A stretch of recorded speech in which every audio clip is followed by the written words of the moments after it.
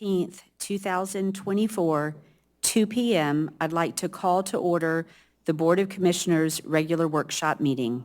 Good afternoon. It is Wednesday, November 13th, 2024, 2 p.m. I'd like to call to order the Board of Commissioners' regular workshop meeting.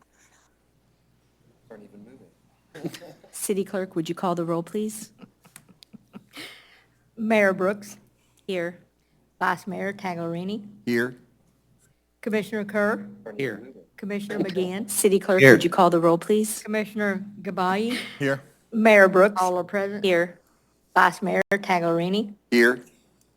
Commissioner Kerr, Here. Commissioner McGinn, Here. Commissioner Gabai, Here. all are present. Before I read and request public comment, I would like to add 2 items to our workshop agenda. The first one is a discussion on the jetty removal at Johns Pass. Before I read and request public comment, I would like to add 2 items to our workshop agenda. The first one is a discussion on the jetty removal at Johns Pass.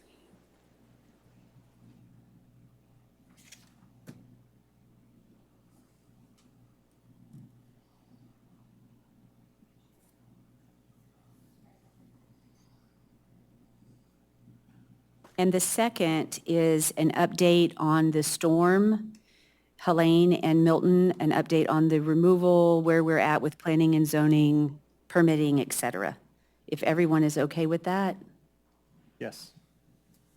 Mayor, which section will these go under? So I'd like to add the storm underneath community development. And then the jetty, we can either do it first thing. I know that we may have some people that want to comment on it. It'll be an update from Robin to us. So if no one's adverse to having it the first thing we discuss, we'll discuss that first. Would you need a motion to add those items? No. No voting at this meeting. So we're just going to discuss it. If everybody's okay. These are just discussion items. Thank you. Okay. Then I will read public comment. Public participation is encouraged. If you are addressing the commission, step to the podium and state your name and address for the record and the organization or group you represent. Please limit your comments to 5 minutes and do not include any topic on the agenda. Public comment on agenda items will be allowed when they come up. If you would like someone at the city to follow up on a comment or question made at the meeting, you may fill out a comment card with the contact information and give it to the city manager. Comment cards are available at the back table in the commission chambers. Completing a comment card is not mandatory. Do we have any public comment on items that are not on the agenda? With that being said, we will move on to community development. And we'll talk, Marcy, do you want to talk storm update first or last? If Maggie wants to go first with debris update, if that's what you're saying, or our city manager, that's fine. I can go last with storm update. So, right, Robin Gomez, city manager. So our debris, our contractor, DRC, and our monitor, Tetra Tech, began removing debris on October the 16th and have continued through today. They have removed just over 131,000, grab the exact. 381,000 cubic yards. Cubic yards. 131,381 cubic yards of trash. They have hit every city in the street with one exception of Gulf Lane. However, the DOT has removed some of the storm debris off of Gulf Lane because there was quite a bit of it that was pushed into this rights-of-way from 130th, including the parking lot on 130th, the parking lot at 132nd, and then pushed out toward Gulf Boulevard. So some on Gulf Lane, but the DRC trucks have hit every other street in the city. We are roughly 85 to 90% complete of the removal, and we're hoping that as they go through the finished Gulf Lane, go through the second and third pass as needed. They would have all of it removed within the next 2 to 3 weeks. We're hoping that to be concluded probably, say, by the first week of December. It'll be nearing 100% complete. But if you do drive throughout the city, most streets have had the majority, the very large piles are gone. All of our data is kept on the city website and on our Facebook site. We'll update on the website as some of those dates were missing. But the actual daily report that we receive from our Tetra Tech, the monitor, that shows each day how much was removed, the number of hauling units, the average load call percentage, and some other dashboard details. We are reminding all property owners that they do need to put their storm debris as close to the curb as possible. The contractors do not want to extend onto private property for obvious reasons, mainly safety, so they don't hit any or damage any private property first and foremost, and second, that they don't hit any power lines or other above-ground utility lines that could cause further issues. We're concerned about everyone's safety, so that's a reason why we're asking and reminding everyone to push it to the curb, including any piles that have been, any smaller debris that has been left over after they removed it. They do go through a process. We are required under various FEMA rules to track everything, and so we've had requests from people, why are there, other people behind? Because they're the monitors, they're watching and advising as to the debris removal and whether it does qualify to be removed. Appliances were removed separately from construction debris and separately from most household furniture. But again, it'll continue, as I said, for the next few weeks. The number of calls have diminished somewhat in terms of people stating, well, when are they coming by? Or they came by, they didn't pick up anything. They picked up some part of certain piles depending on the composition. We did send the reminder of how to place the debris, how to pile it, put it on the pile, and try to obviously not have any trash bags. The trash bags, they need to open them and then look inside to make sure avoid any hazardous materials. So I misspoke. I apologize. I had intended to ask for the jetty discussion first. I think it all ties together into the storm where we're at.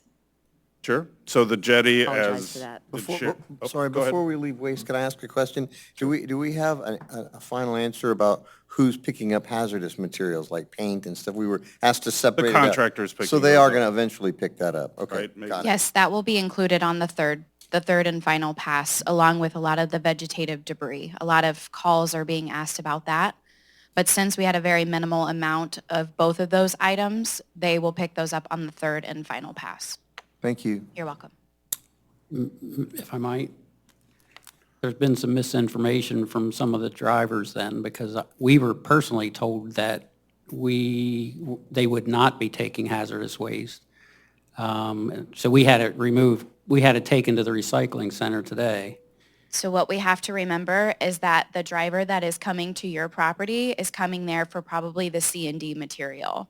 They are probably not a pickup for the vegetative debris or for the hazardous material. They are strictly for just the C&D. So they're not going to know or have that communication, but I have verified it with DRC that they will pick up the hazardous materials. Okay. What about drywall?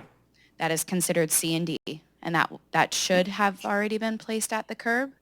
And should have been mostly picked up I know Johns Pass Ave has had a first pass. No, I'm not for me. I just know a neighbor that was told that we're not picking that up. We don't pick up drywall. No, That's not correct. It has been removed. I drove the entire city yesterday. The majority has been removed, including drywall, sheetrock, other household construction material, wood planks, vinyl siding. There's just some misinformation, because after he was told that, he paid someone else $1,000 to come get it. Unfortunately, there is a lot of misinformation going on out in the public. So what I would inform your residents and neighbors to do is to call the city directly to get the correct information. because we've been posting since day 2 that the FEMA, the flyer of how debris needed to be separated, and in that it's specifically listed the hazardous material in one pile, C&D in one pile, appliances and furniture in a separate pile. Okay. So it's been pretty clear. I'm glad we're discussing it because get the information out, but the driver's the one that told them we don't do that. The drivers don't have all the information. Okay, thank you. You're welcome. So we're still doing, whoa, the second and third pass. As the city manager said, December the 1st, we should be close to 100% finished, right? Correct, in Madeira Beach? I said probably the first week in December. We're going, likely anywhere from the first to the second week of December. We should be close to 100%. We're going to likely provide that the final pickup date will be approximately December the 20th, but we will provide all of that information through all of our media. We will go out and physically on site at each property, each residential property, to be clear, post a flyer, bright and colorful, that'll say, please need to push your debris to the curb, and it should have a by end date. You need to do this by this date, otherwise the debris will not be removed. We had 90 days to remove the debris in order to be reimbursed by FEMA. Thank you. How is the debris picked up from alleys? The same contractor will pick it up. From alleys? So, right, so we have one alley between Gulf Boulevard and First Street, and they will pick those piles up as well, unless I'm... Nope, that's correct. Yep. There's several different types of loaders in the city. I'm not sure if you all have seen, but there's anywhere from dump trailers with a skid steer to the big double wagon loaders to even ones in between that. So whatever can get down those streets is what is being sent that way. Thank you. And so Gulf Lane sort of falls into that area. That's the last one that will be picked up. So this is just up on the screen, the sample of the report, and this one's from middle part of October, several weeks ago, and showing the minimal collection. When I pull up one from this week or from yesterday, it shows most of the city. Unfortunately, I'm not able to pull it up. But we will add all of those reports on the city's website so that they're all available day by day. And again, just a reminder, they do need to push it to the curb. Any questions, please call the city. They can call the main number at 391-9951, or they can call my cell number at 580-8014 and let us know what's happening out there. Again, it's looking much, much better, but there's still a few weeks left of work to be completed. Any questions? Do we have any public comment on the debris removal? Robin, could we discuss now the jetty? Sure. And give an update on that and So discussion? related to all the storm damages and our jetty, the one at the end of the southern part of our city limit, or the southern part of the sand, received damage from more than a year from Hurricane Idalia. So from that time, the west end of the railings and all of that were damaged. The subsequent storms caused more damage. In the last year, a lawsuit was settled with someone who tripped over the sidewalk that sits on top of the jetty. It ended up our insurance company paid $50,000. The county paid some money as well. We've had other issues, and so as part of all of our repair and damage review, we decided it needs to be removed and replaced. So it was removed earlier, or at the end of last week, and we will begin the process. We need to speak with the county and the federal government because my understanding, and Megan Wepfer can clarify, the ownership of the jetty has been an issue for some time. Whether we own it, the county owns it, or apparently it's under some sort of federal also involvement or some relationship to that aspect. The Pinellas County property appraiser maps show that it's within the city limits. The lawsuit that I referenced that was settled a few months ago, in the resolution of that lawsuit, it was determined Pinellas County took ownership of the rocks, the actual jetty, the city, the top part. That's why the resolution to the lawsuit was split between the city and the county.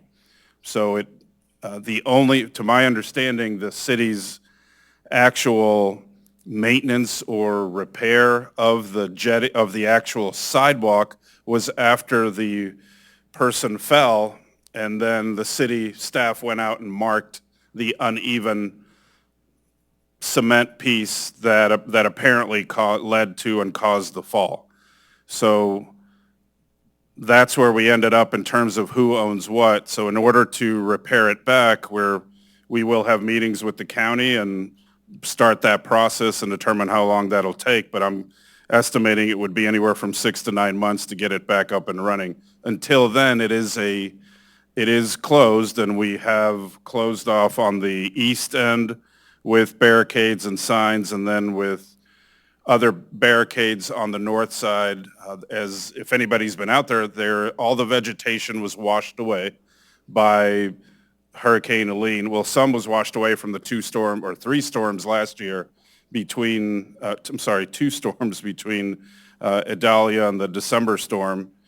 And then certainly the 3 storms this year led to additional debris being removed, and now Hurricane Helene damaged all the railings and damaged more of the walkway.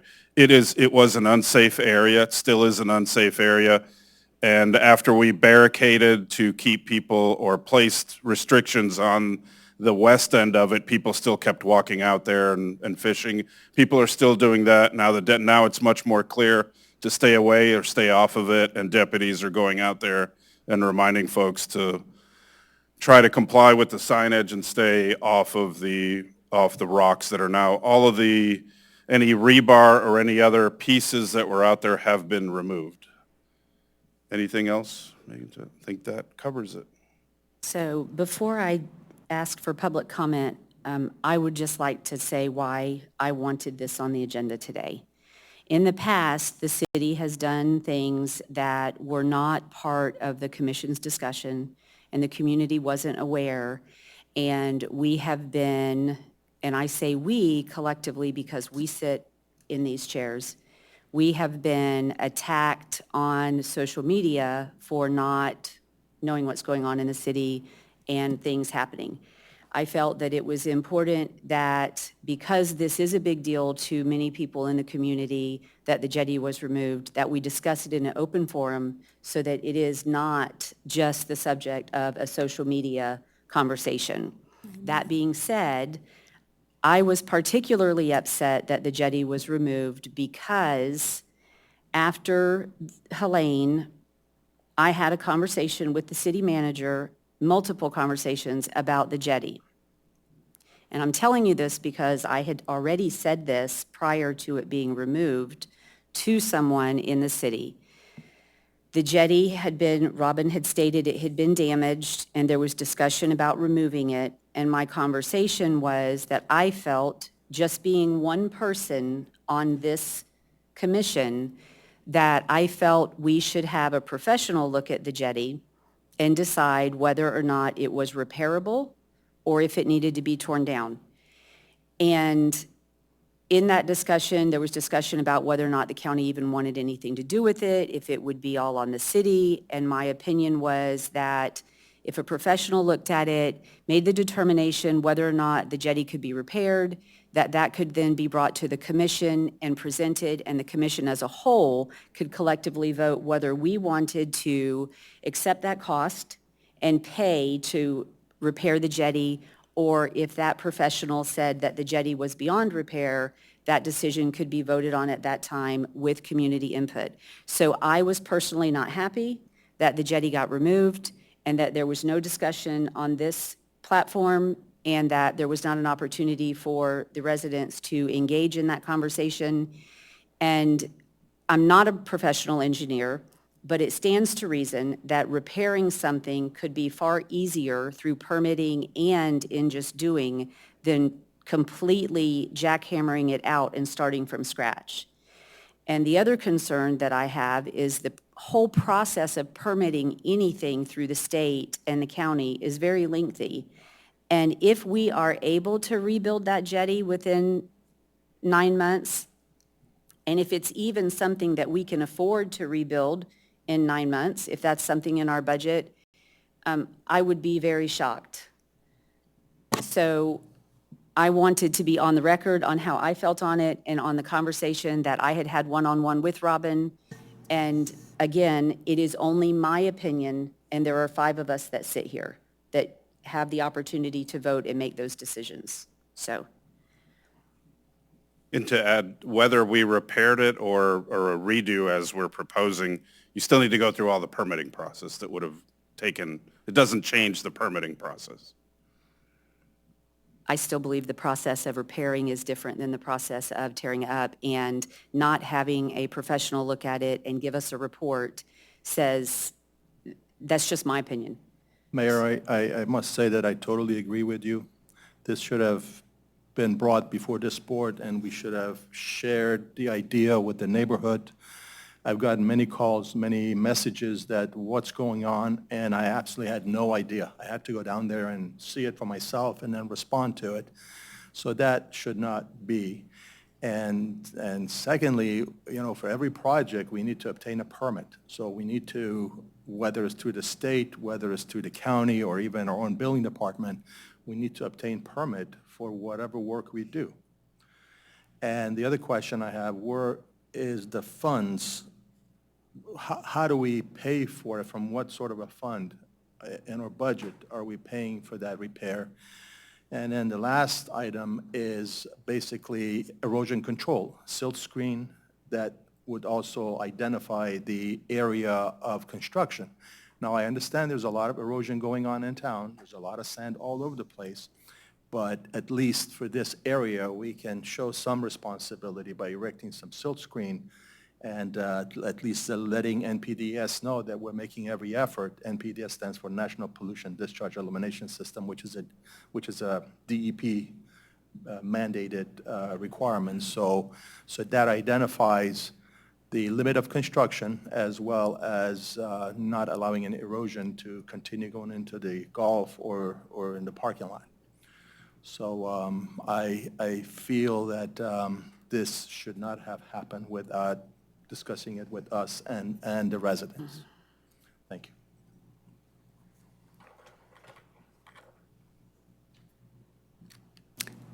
I'm just, I've seen the emails of it being broken.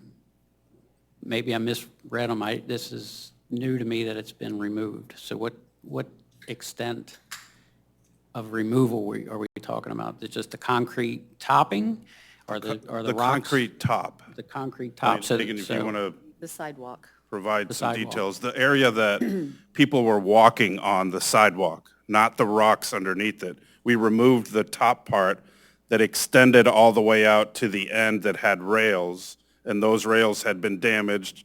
We had closed that far west end, I don't know, the last 20 feet of that, Megan, or 30 feet? Probably the last 15 feet were closed off for the past 6 months, at least. At least.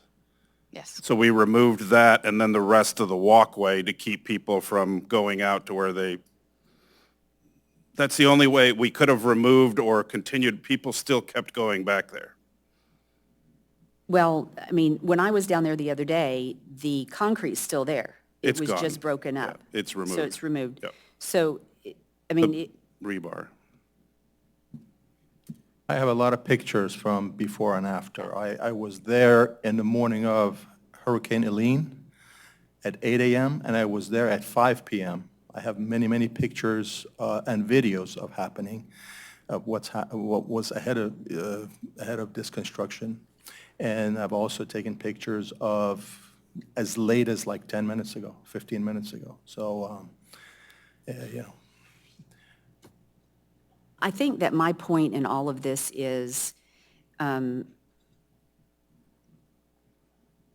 I think it would be very poor judgment to not see this as another opportunity of where something should have been brought before the commission that wasn't.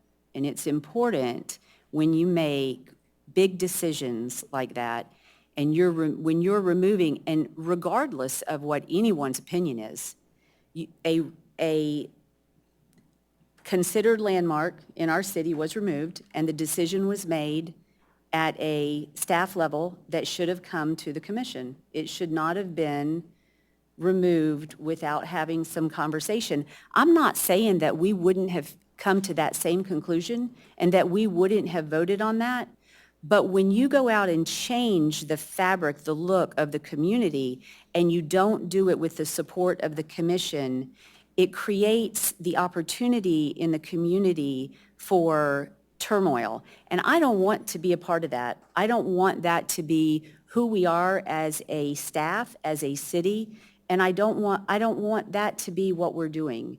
And so, again, that is why I wanted it to come up today, so that it could be discussed out in the open, and we can hear if any residents are here today that want to talk about it, and the commission can discuss it also, because this is the only platform that the five of us get to talk about anything.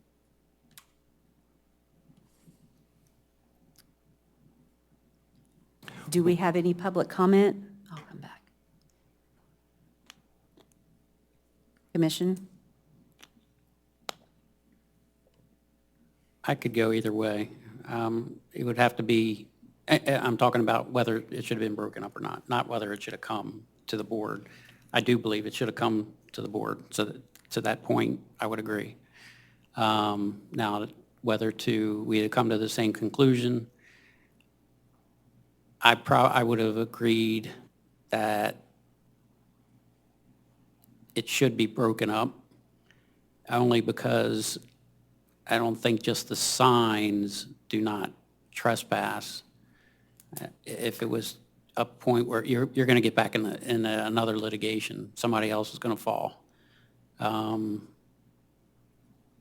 So, I mean, I would have to make that call at that time, at that meeting, but that's how I mean, it's been there for over 20 years. But it's been Right. it's been a sidewalk. It's been, I don't know what the condition was. I would have had to.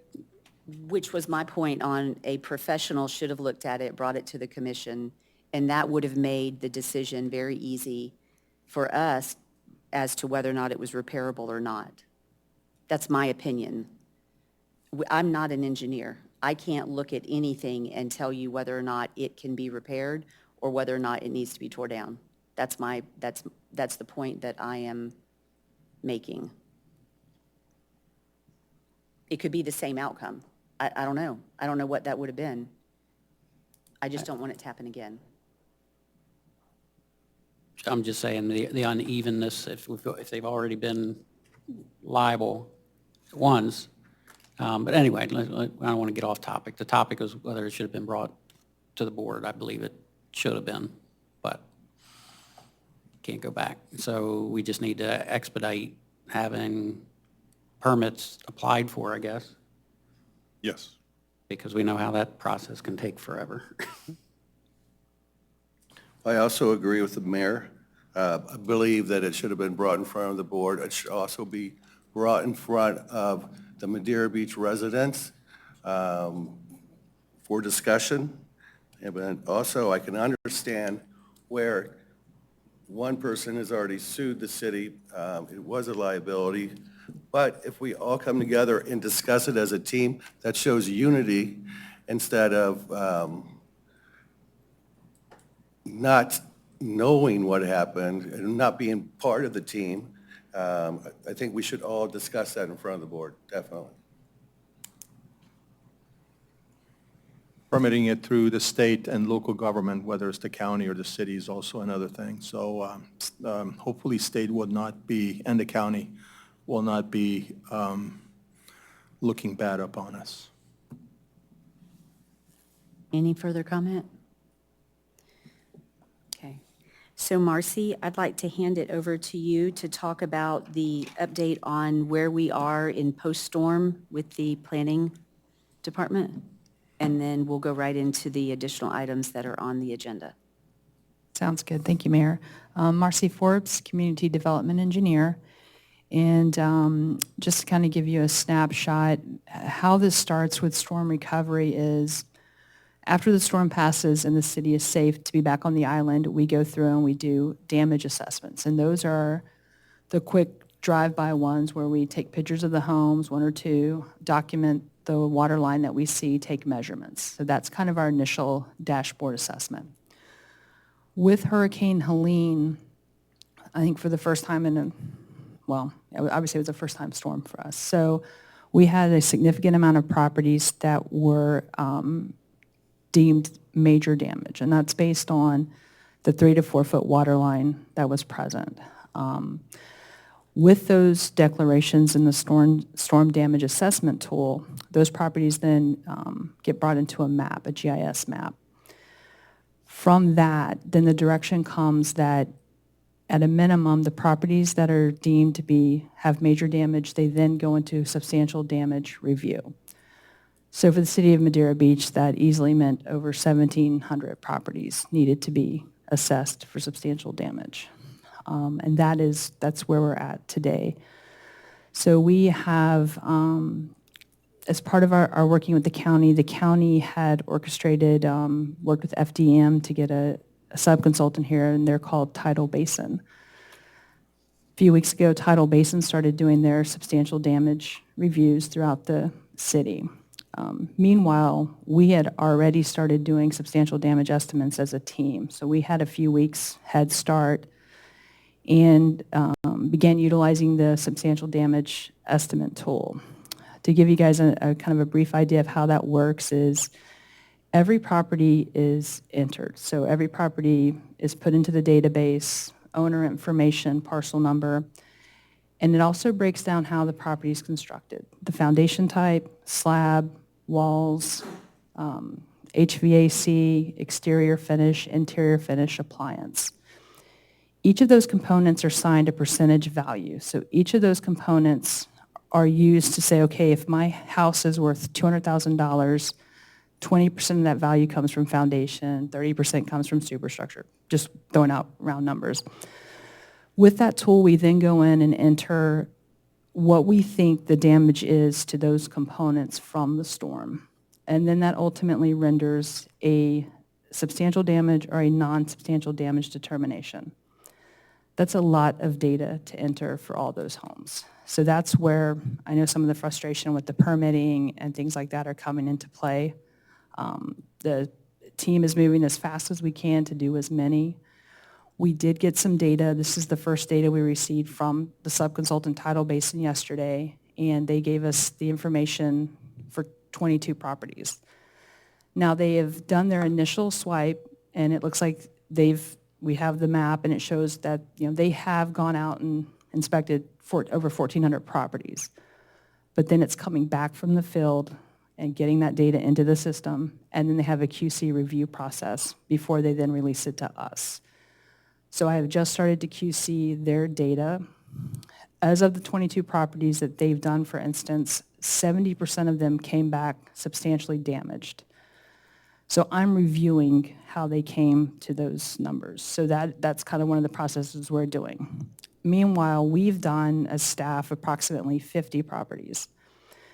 We did start issuing substantial damage determination letters or notifications last week, but we only did them for properties that were not substantially damaged. We had a few of them in the system. We wanted to get the message out and kind of see what the feedback came. And once we issued those through the MGO permitting software, we got over 50% of them came back with immediate questions. So we know we can't do that 1,700 times. So basically with that, we've redrafted the information that we're kicking out now with those determinations. So it's going to be a more complete package, really giving people a breakdown of the next steps so that they can then enter their interior remodel permit application into the system. So it goes from once we do our substantial damage determination and deem it's, let's say, not substantially damaged, we communicate that. The homeowner can then start submitting the information for their permit remodel. Again, the trick becomes balancing trying to get the substantial damage determinations done, but also balancing the intake of interior remodel permits so that we can get people moving. So we are working through that. I will say the biggest message to the homeowners is I will not ask you for a document that I do not need. So every piece of information we're asking for is a must.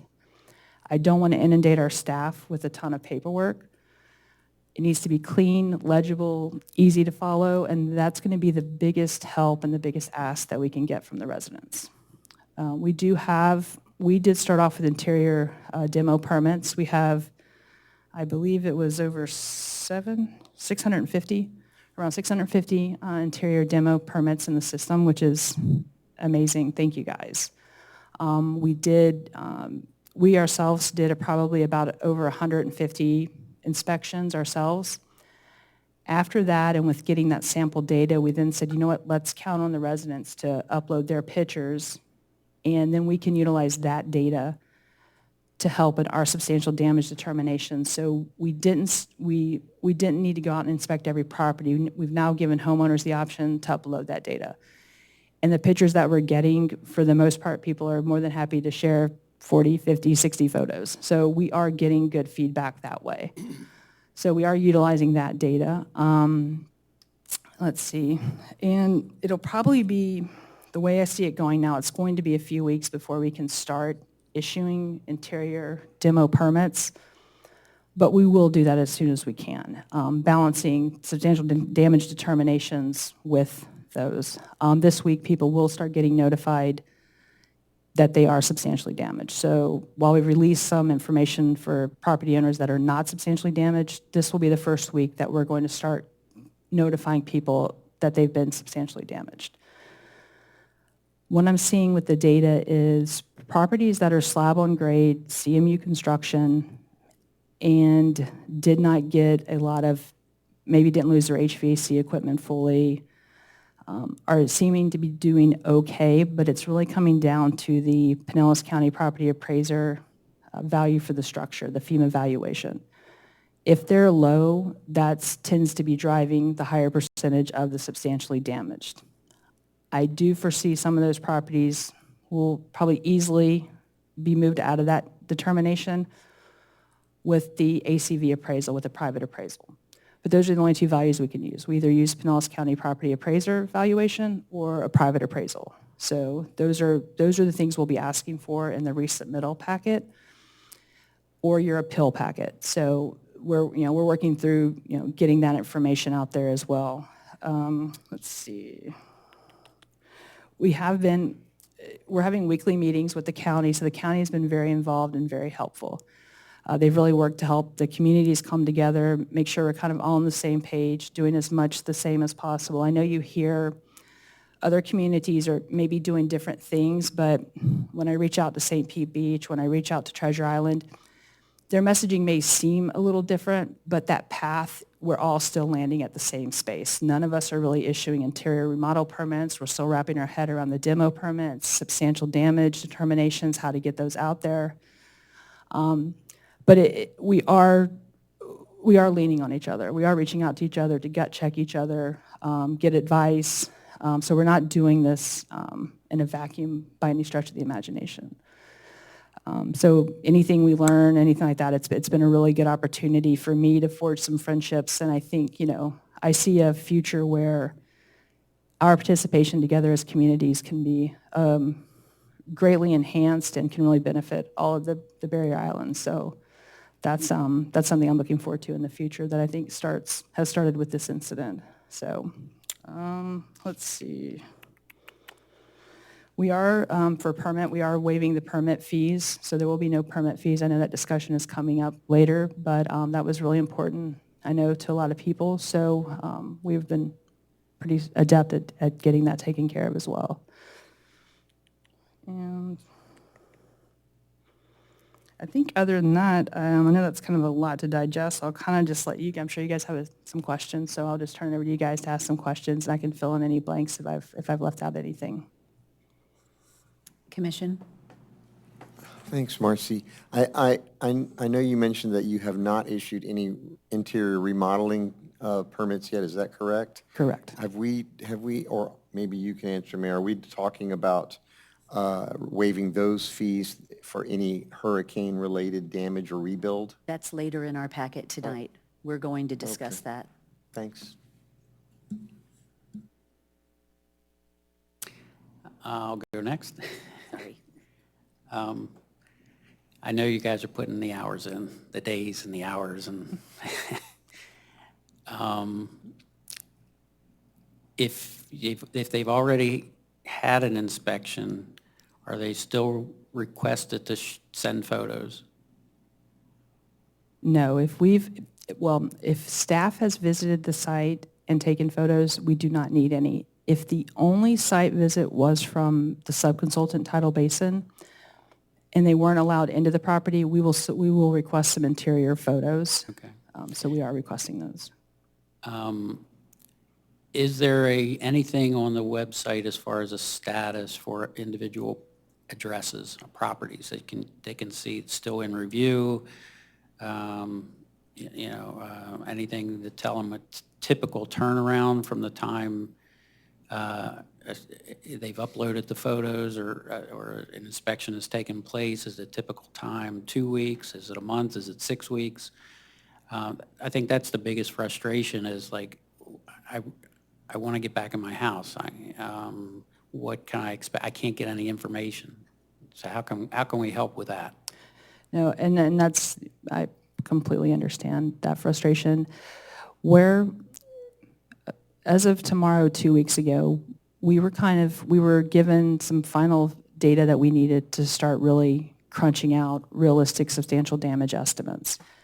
The appraiser's office, originally we were going with a set dollar per square footage that I mentioned during that meeting. I think it was like 205. Once they started running the numbers, they realized that data just really wasn't something you could just throw across the board. So now, like I said, as of tomorrow, 2 weeks ago, every parcel has like an individual dollar value associated with each of the footprint. Given that, really 2 weeks ago, we were able to start crunching out data.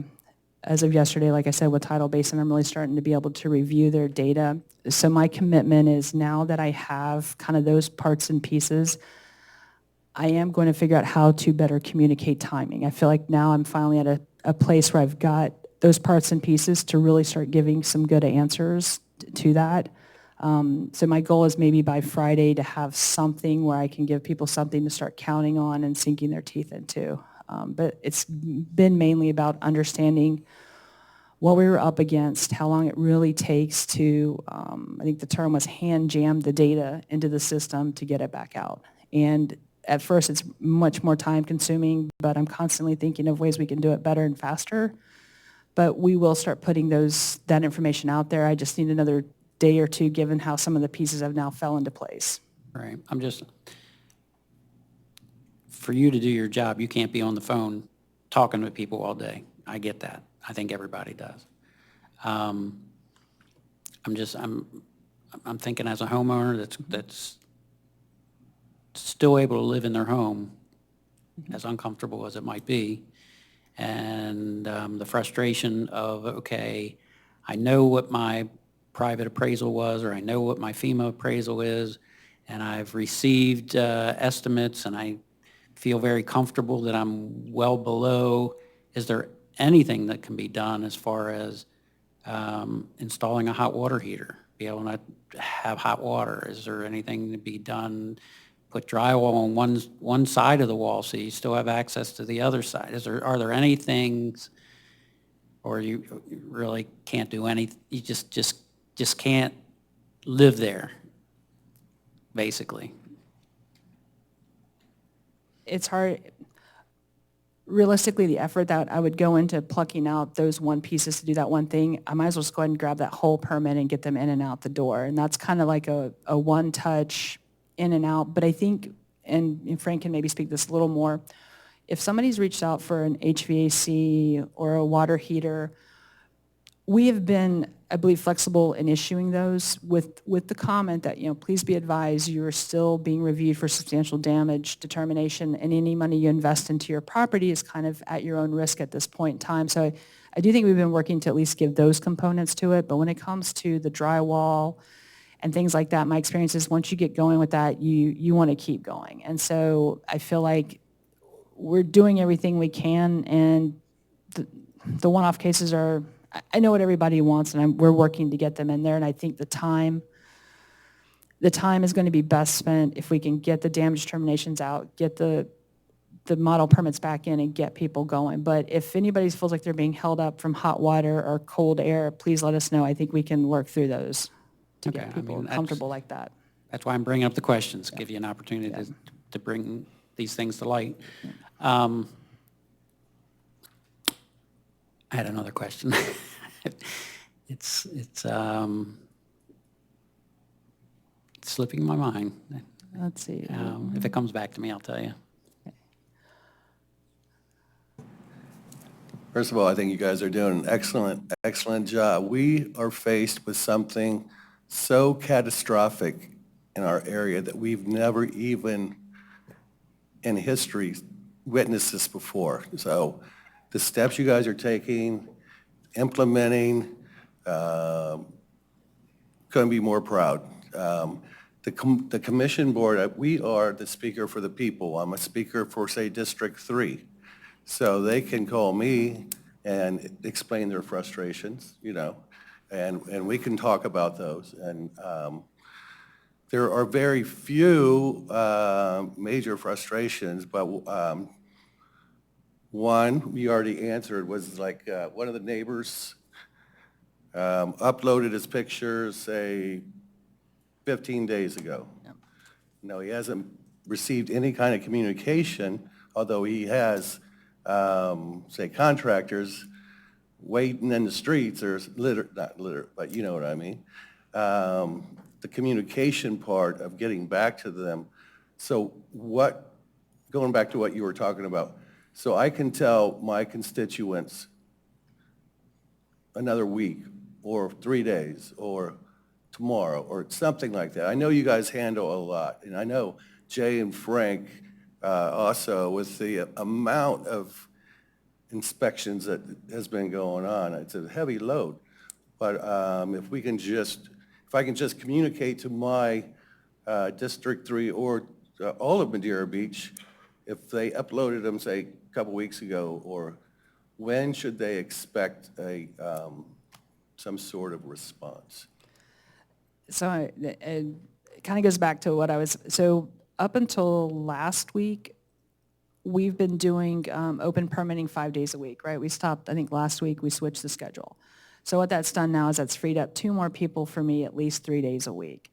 So I want to be able to give that information, but like I said, I'm just now kind of getting some of the pieces together, and my team kind of headed in that direction. My goal is to have the best possible update by this Friday to really be able to put some metrics to what that takes. So it's kind of been the first time that, like I said, I've got some information from the sub-consultants. Now I understand what that data is going to look like and what it's going to take for us to process that. How accurate it is another thing we're vetting right now. So my goal is to really, I would like to have an update and be able to give people something they can count on. And my goal is to have that to you, have you something that you can share with the community by Friday.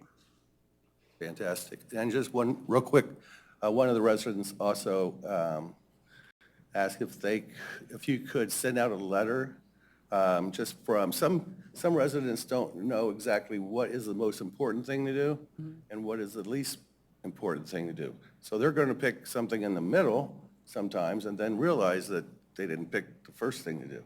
So one resident said, can you issue a letter that says the major steps first and then up to 10 points, 10 bullet points to what is number 1 to number 10. And is that like in reference to getting ready to submit your permit, or is that just anything specific, or just?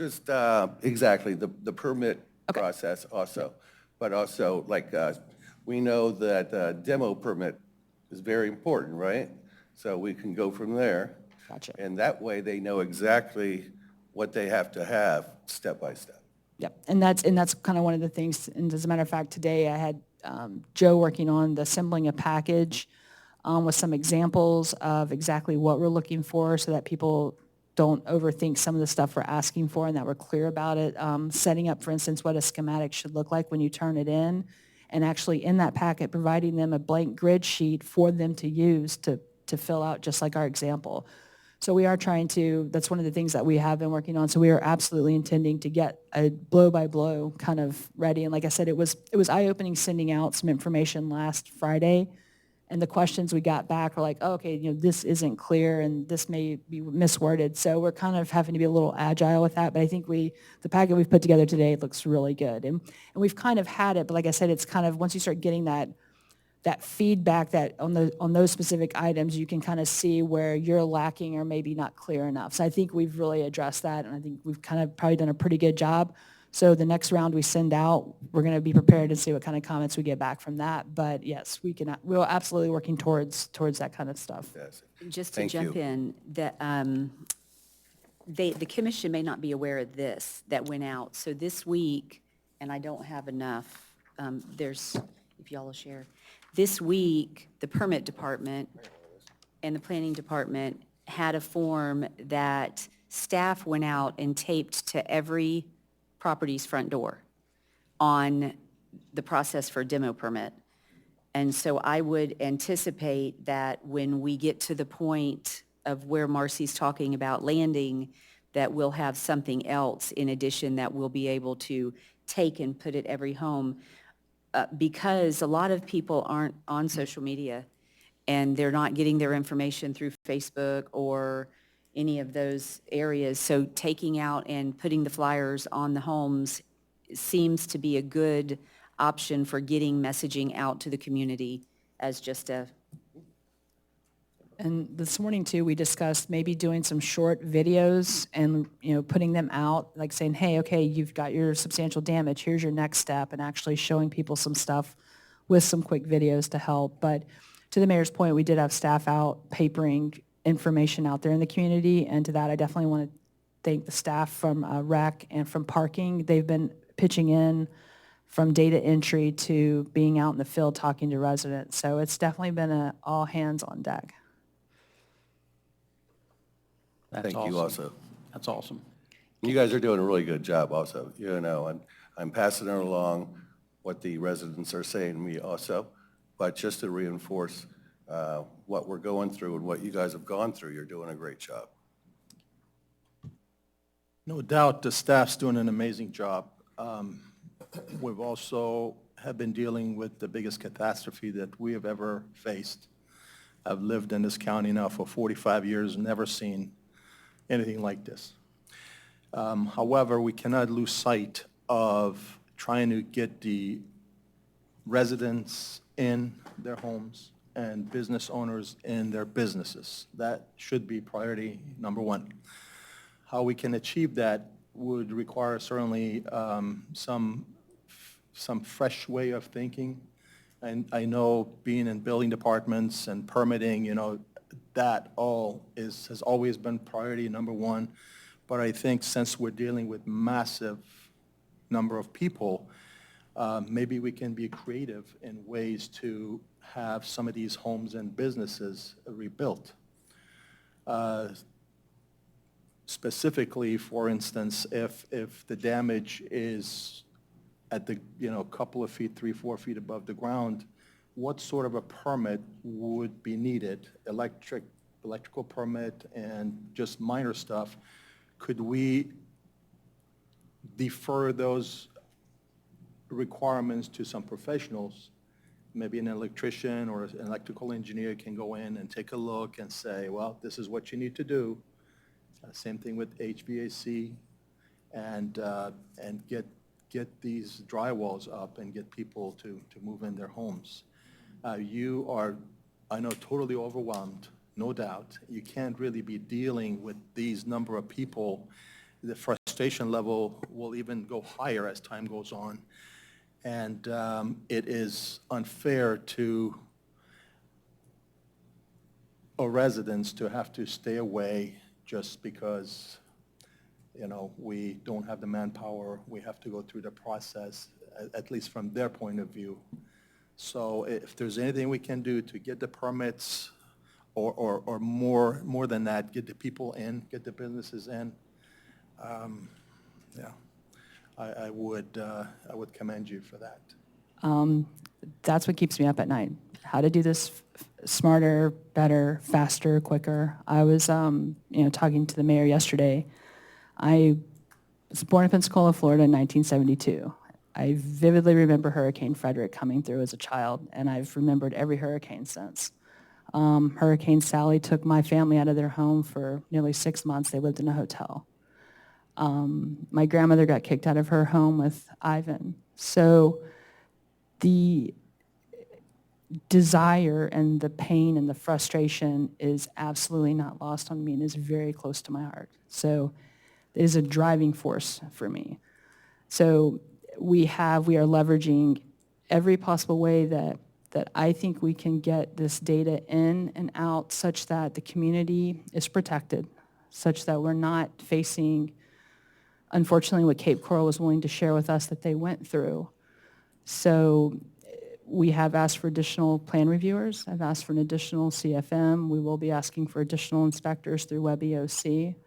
I do know a couple of communities who have received some staff, and it is not necessarily as wonderful as I think they thought it would be.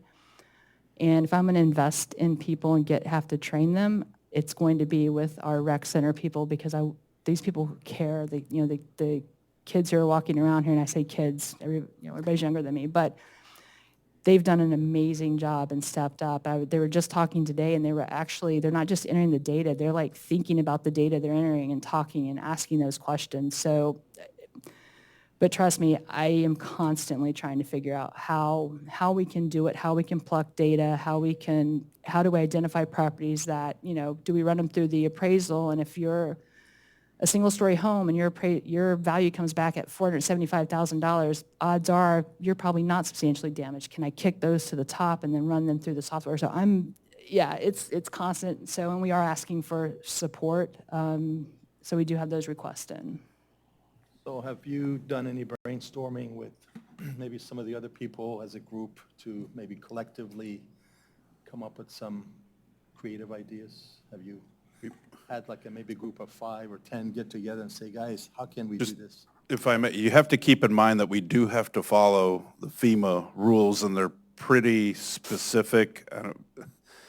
So we can be as creative as we want, but it has to comply with I the understand FEMA that. processes. And that actually is going to be my next question, because I have another question related to that substantial damage, which generally it should be in conformance with FEMA regulations. So Yes, I'm communicating with the communities, like I said, Treasure Island, St. Pete Beach. I can pick up the phone right now and call both those communities, get an answer, get some feedback. We're definitely sharing thoughts. I mean, even on Sunday, we were talking. So we are sharing if one of us learns something and it works out and it's well received, we're sharing that with the other communities. So those conversations are absolutely happening. And of course, my last question has to do with that substantial damage. How is that different from FEMA's assessment? So FEMA has their own group of people that go around and assess the damage. Commissioner, could you speak a little closer to the microphone? yes. Thank you. So substantial damage is being conducted by the city. And of course, FEMA has their own assessment group. So we wouldn't, are we doing this twice? No. So for our part of it, we didn't want to wait for the assistance to come. We had the availability, we had the opportunity to get out there and start doing substantial damage estimates pretty early on. So we began doing those. I know FEMA has come out and done some site visit, but as far as doing substantial damage data collection and entering it into a system that they're in turn sharing with us is not a process that's happening. We do have the sub-consultant, Tidal Basin, who has been in the city blanketing the properties and doing that. So what happens when they go out, they take a picture of the water line. If they're lucky enough, they'll talk to the property owner and say, hey, how's your air conditioning working? How are your doors and windows? How much flooring did you lose? Then they go in and they enter the percent damage that they think those components did. And that's just the field review. Then it goes back into the office where the data is then input into there and renders out a data point of percent damaged. 50% or more, you're substantially damaged. Less, you're not substantially damaged. Then for that process with Tidal Basin, they then QC it before they release it to us, which is why we've gotten official results of 22 properties when they've actually done 1,400 site visits. But that data, the substantial damage assessment includes that whole circle of work from the pictures to the site visits that they're doing and then outputting that to us. We've been fortunate enough to have the data that we have, and what it's definitely given me is because we did our own inspections, I can immediately see some areas where I don't necessarily agree that any of our properties, we have a few maybe that had foundation damage, but I don't necessarily agree that they all get assigned 5% damage. That's not reasonable, and that's not what occurred. So we are going through and reviewing those data points to get that, but all of that's part of the substantial damage assessment process.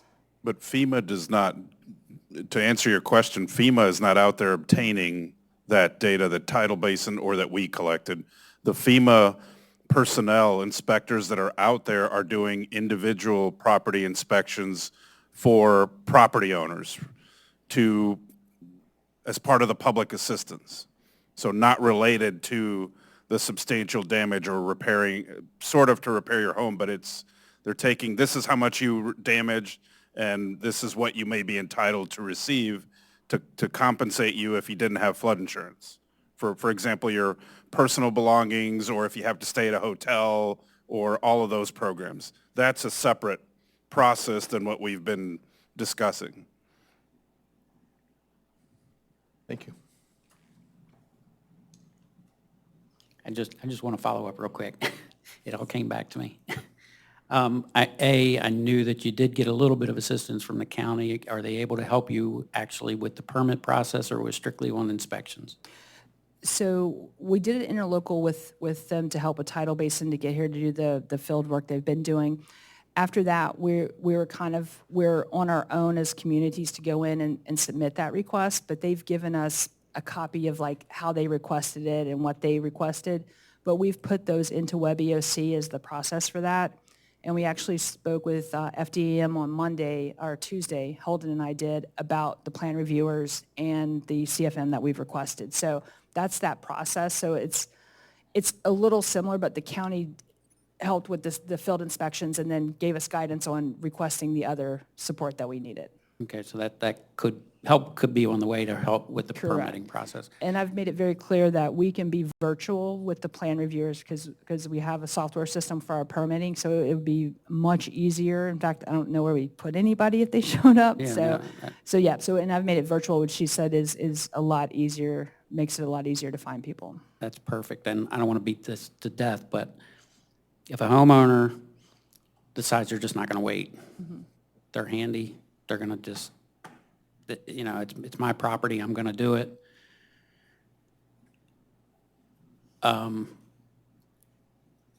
What risk are they taking? What is the process? What is not out of the city's hands? What is going to come down on the city from FEMA, say an XYZ property doesn't have the permits? We know by the maps that they had to have 3 foot of damage, water damage inside that property, even though you don't have a demo permit, you don't have pictures, you were not invited in. All the other homeowners were there. We know the damage is there. What is that risk? I want everyone to know there is a risk, and what does that look like? And does it look like is it a short-term risk, or is it a 3-year risk? They're going to come back 3 years later and they have the risk they may have to tear their house down. I don't know. I didn't know if you could just share quickly what kind of risk they're taking. It's a huge risk. So if you're a property that let's say the best scenario, you're not substantially damaged, my tool says it, but you've already gone and done your repairs. We're going to still need you to pull an after-the-fact permit. We will then have to request that you hire a licensed architect or engineer to go in and substantiate that all the work you did is in accordance with the Florida Building Code. If you cannot do that, then, and we can't get you to pull a permit out, then the expectation is we will put you in code enforcement, and we will have to go after the property to the full extent that we legally can. And that is going to be the expectation for FEMA when they show up, is that whether the property was substantially damaged or not, if they did not pull a permit, then they will expect us to be pursuing them to the fullest extent that we can, per our code, per Florida law. And that's what they're going to look for. And in some cases, they have came in and basically said, there is no way this property was not substantially damaged.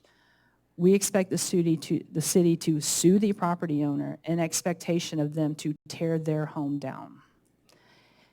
And I know as painful as it is to be in the situation we're in, especially with the holidays, makes it just even more frustrating for people.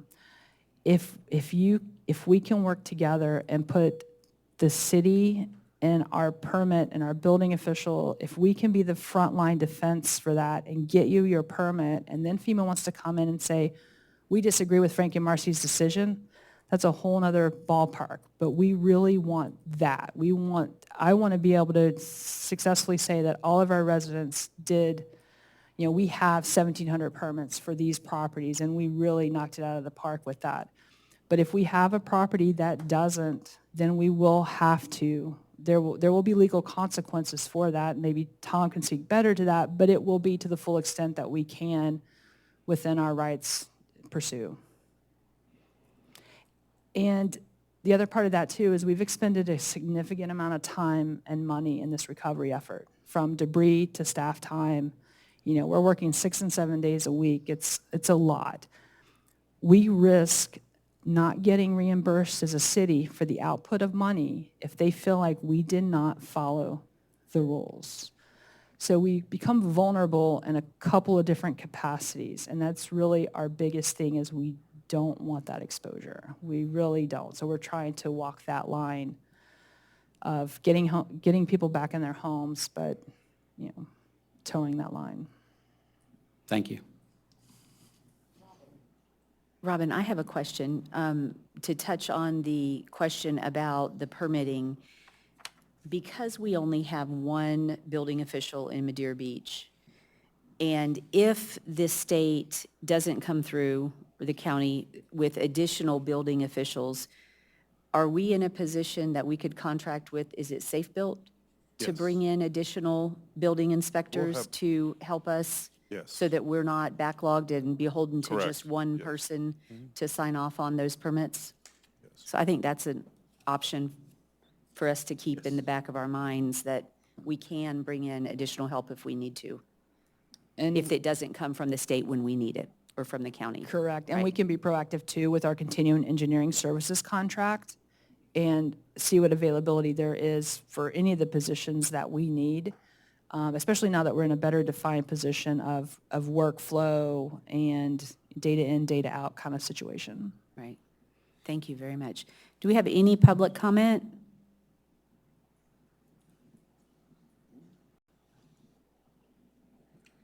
Hi, Bob Bello, 13301 Gulf Lane. First of all, I'd like to thank the staff for the ungodly amount of hours they've had to put in, and I appreciate their patience. I've been down here quite a few times, of them explaining things probably about 1,400 times. So first I want to, recognize the staff for that. I have one that was under the 50%, so I was in that batch. I'm assuming I may have one or two or a couple more that might be over or whatever. So that said, Marcy, you're talking, and you had some really great ideas about some samples and stuff that was in my notes here. If you could, or if you guys think about maybe putting, like you were saying, some videos, samples on how to fill out substantial damage packet for the layperson. One thing you might want to note for people, I don't know how strictly or how this is even enforced, but I'm aware there's a rule about if a homeowner holds a permit versus a GC, they can't sell within 1 year. Yeah, so what Bob's referring to, and I'll just speak to it, this is a Florida statute that basically says if you pull a homeowner permit and you repair your home and do work to it, you cannot sell that property within 1 year. Sell or lease the property within that year.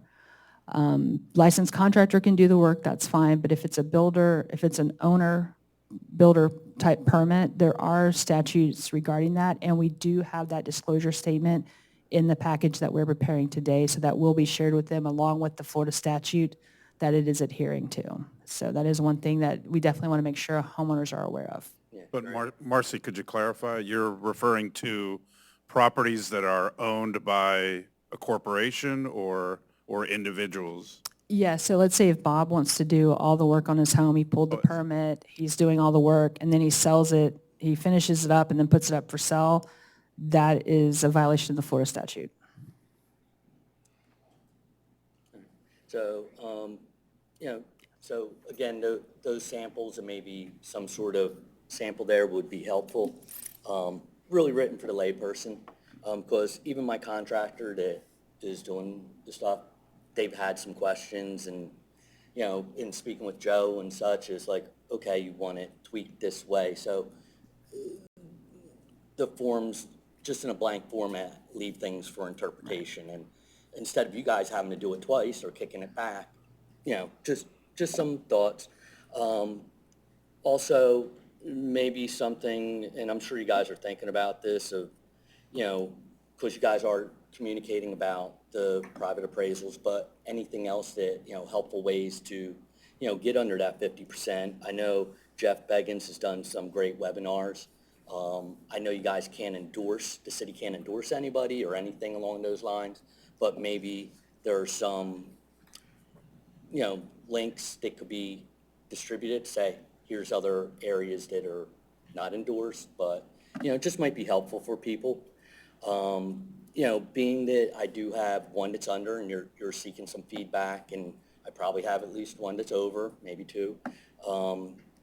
If you are looking for somebody, I'd be more than happy to give you some hopefully fair and balanced feedback if you want to reach out, and I'd review some of the materials. It's up to you.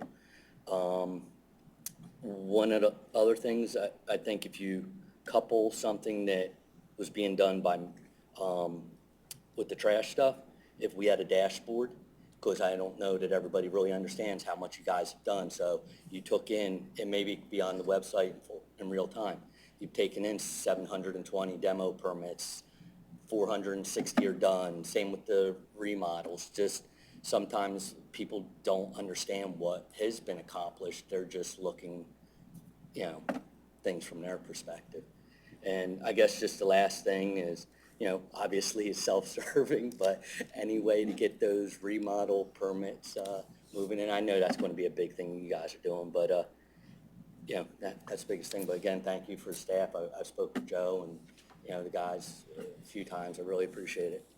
Thank you. Thank you. Do we have any additional public comment? With no more public comment, I would just like to say that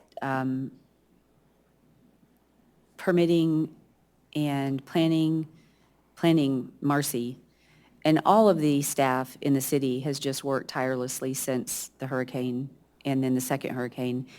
And it's incredible. We're very, very fortunate to have the staff that we have, and to have someone sitting in the seat to lead us through the FEMA regulations that's as committed and has the best interest of every resident in the community in mind. But to circle back around on the permitting, because that's been brought up several times, I know we talked today about a permit package that you're putting together that will be much more simplified for filling out and getting your data in correctly so that they won't be kicked back. I just wanted to say that out loud for everyone because I think that's a big deal in making it simple for people to submit permits and to kind of help the resident along the way. And I also think that the 2 days a week that we still have open permitting is a fantastic time for anyone who doesn't understand or has a question or needs some assistance to come and take advantage of it. Because the reason we went from 5 days to 2 days was they just weren't that busy. There weren't as many people coming in. We had kind of got over that demo permit hurdle, and that may come back again. But right now, you do have the 2 days a week to come in and talk to someone. And one of the things we're doing too is we're working with Barb and Sam, who are the front line for intaking the permits. We're getting them up to speed on how to kind of quickly assess an appraisal when it comes through, if it meets the criteria or not. So you're not going to wait with not enough data until one of the plan reviewers or the building official gets to it. We're trying to catch that right at intake so they can kick it right back. So we are working to, anything we can catch early on during that process, we're working on. Thank you. Do you have any additional comments? Okay. Then we can move on to ordinance 2024-21, revising definition of substantial improvement. Will you read this, Attorney Trask? Sure, I'd be happy to.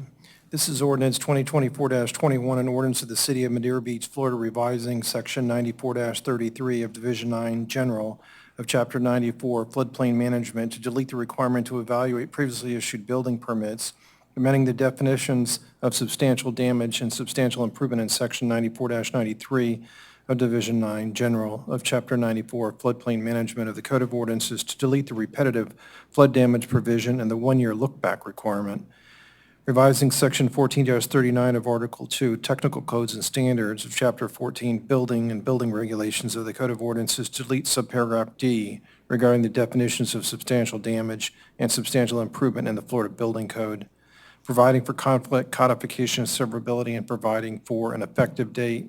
That was ordinance 2024-21 by title only. So Mayor, or Marcy, if you want to.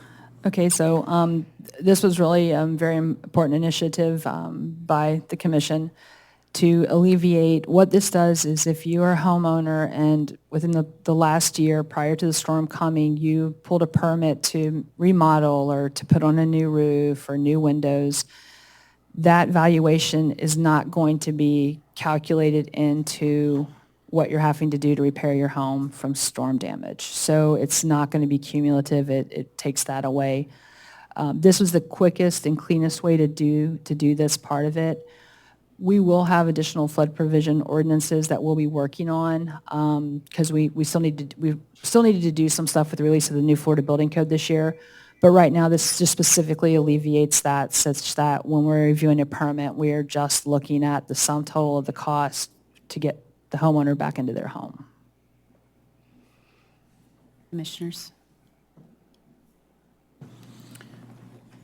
I think this is fantastic. Homeowners should not be penalized because they improved their home prior to a storm. I mean, it's as simple as that.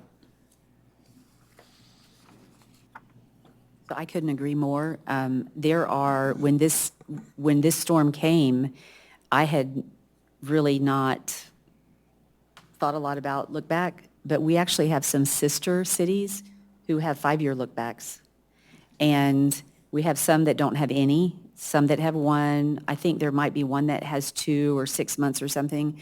But this will be wonderful for the resident who maybe put a roof on 3 months ago, and now they need to spend $60,000 repairing their home, but they would have had the $18,000 taken off the 60 to be able to, and they wouldn't be able to. So it's a wonderful, I support it wholeheartedly.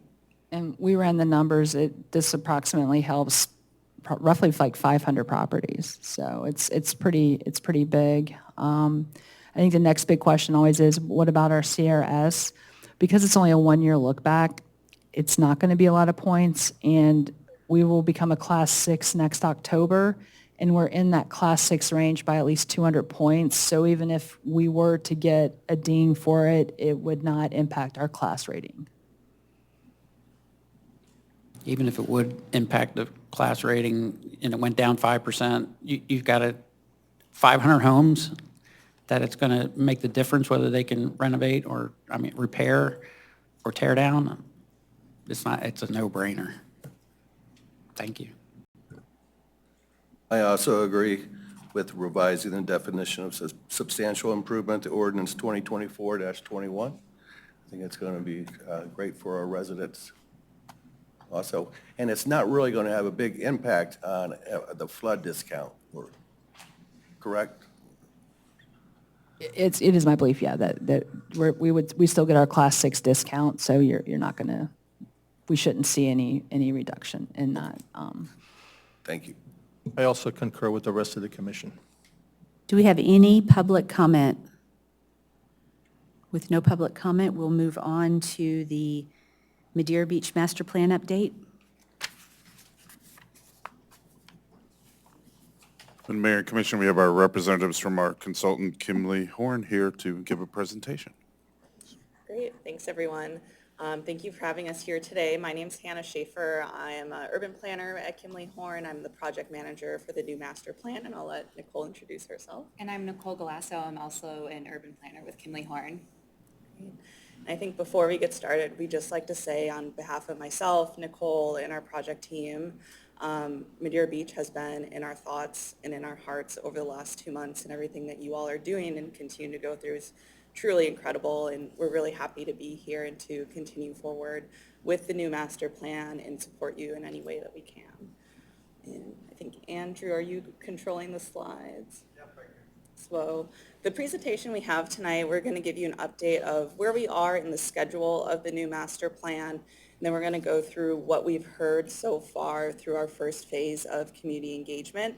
And then we'll talk about the next steps and what you can anticipate happening next in the schedule, and maybe how some of those timeframes have changed given everything that has happened. And then we do have some time for us to have a discussion if you have any questions for us or any thoughts on how we continue with the project itself.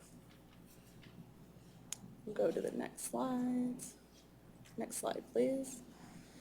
So looking at the total project schedule, we're actually not too far off from our original schedule. So we did wrap up our first phase of engagement as well as existing conditions and analysis. And we are at this stage where we're beginning to develop the overall goals and vision, which we've been working with city staff already on.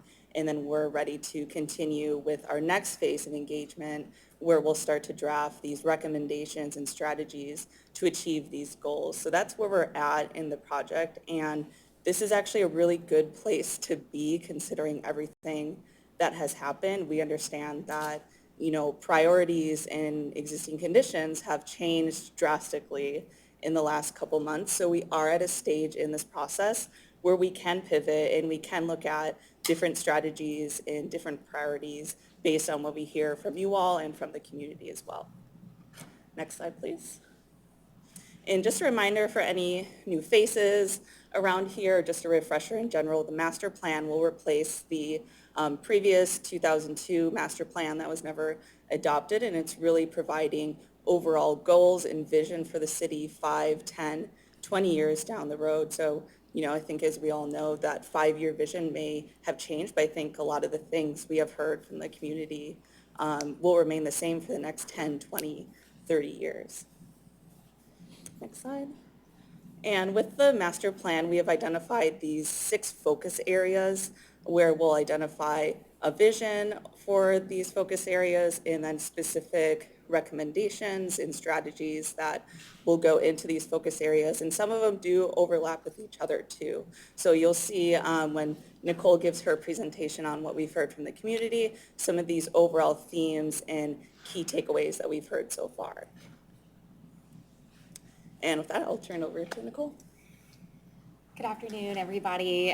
So I think many of you are probably aware of the engagement efforts that we've had thus far, because I think I've seen everybody out at least one of the events that we've held. So thank you all for your participation and also for doing such a wonderful job on getting the word out to your constituents in the community. We received, I think, over 70 survey responses, just within a few months. And we attended some pop-up events, Final Friday, the Trash Pirates Beach cleanup. So we feel that we've captured a pretty good amount of feedback for this stage of the initial visioning and goals that the community has for the city. So I went over some of the events we've had. We also still have our interactive online map up, and that will continue throughout the project. So please continue to push that to residents to put whatever challenges they might be facing now. They can even go back and update their comments from before, add new ones to reflect current challenges. Next slide, please. So from some of those early engagement events, what we heard for what the community's vision is for Madeira Beach, we heard lots of, continue to be good stewards of the beach itself, conserve natural resources. We did hear a lot about wanting more family-friendly events, which I think you all already do a great job of, but people love it so much they want even more. Obviously protecting the beaches, making Gulf Boulevard more walkable, more safe, partnerships with, hotels and everything to kind of message what proper, like using the RFBs, how they should be talking to their guests who come and stay and aren't maybe as familiar with Madeira Beach, how they can be safe and also protect the safety of residents who are here year-round. You can go to the next slide. So as Hannah mentioned, we have our 6 topic areas, and again, this is all pre-hurricane feedback. So we totally understand that some of this might have changed, but we're just reporting what we heard in that first phase. So for parks, recreation, and public spaces, obviously the beaches come up. That's one of your most beautiful assets that you have here at the city. But also, we did hear a good amount about public infrastructure and facilities and really leveraging your existing assets. You all have a good amount of parks and recreational space, and what we really heard is just thinking about how to activate those spaces and make them even more inviting and meeting the needs of the community. For beautification and placemaking, lots about landscaping, obviously salt tolerant, drought resistant, low maintenance type of plantings, and also really continuing to capture that fishing village, small beach town character and feel that you all have here. Next slide, please. Sustainability and resiliency. This first bullet point feels very obvious now in light of everything that's happened, is continue to, address flooding and mitigate those types of issues, increase beach resiliency and natural barriers, and then also, continue to evaluate the city's infrastructure and stay on top of improvements, replacing or repairing structures when they're at the end of their useful life so they can be more resilient when natural disaster happens. For transportation and mobility, we heard a lot about just wanting to increase the walkability and bikeability of the city overall.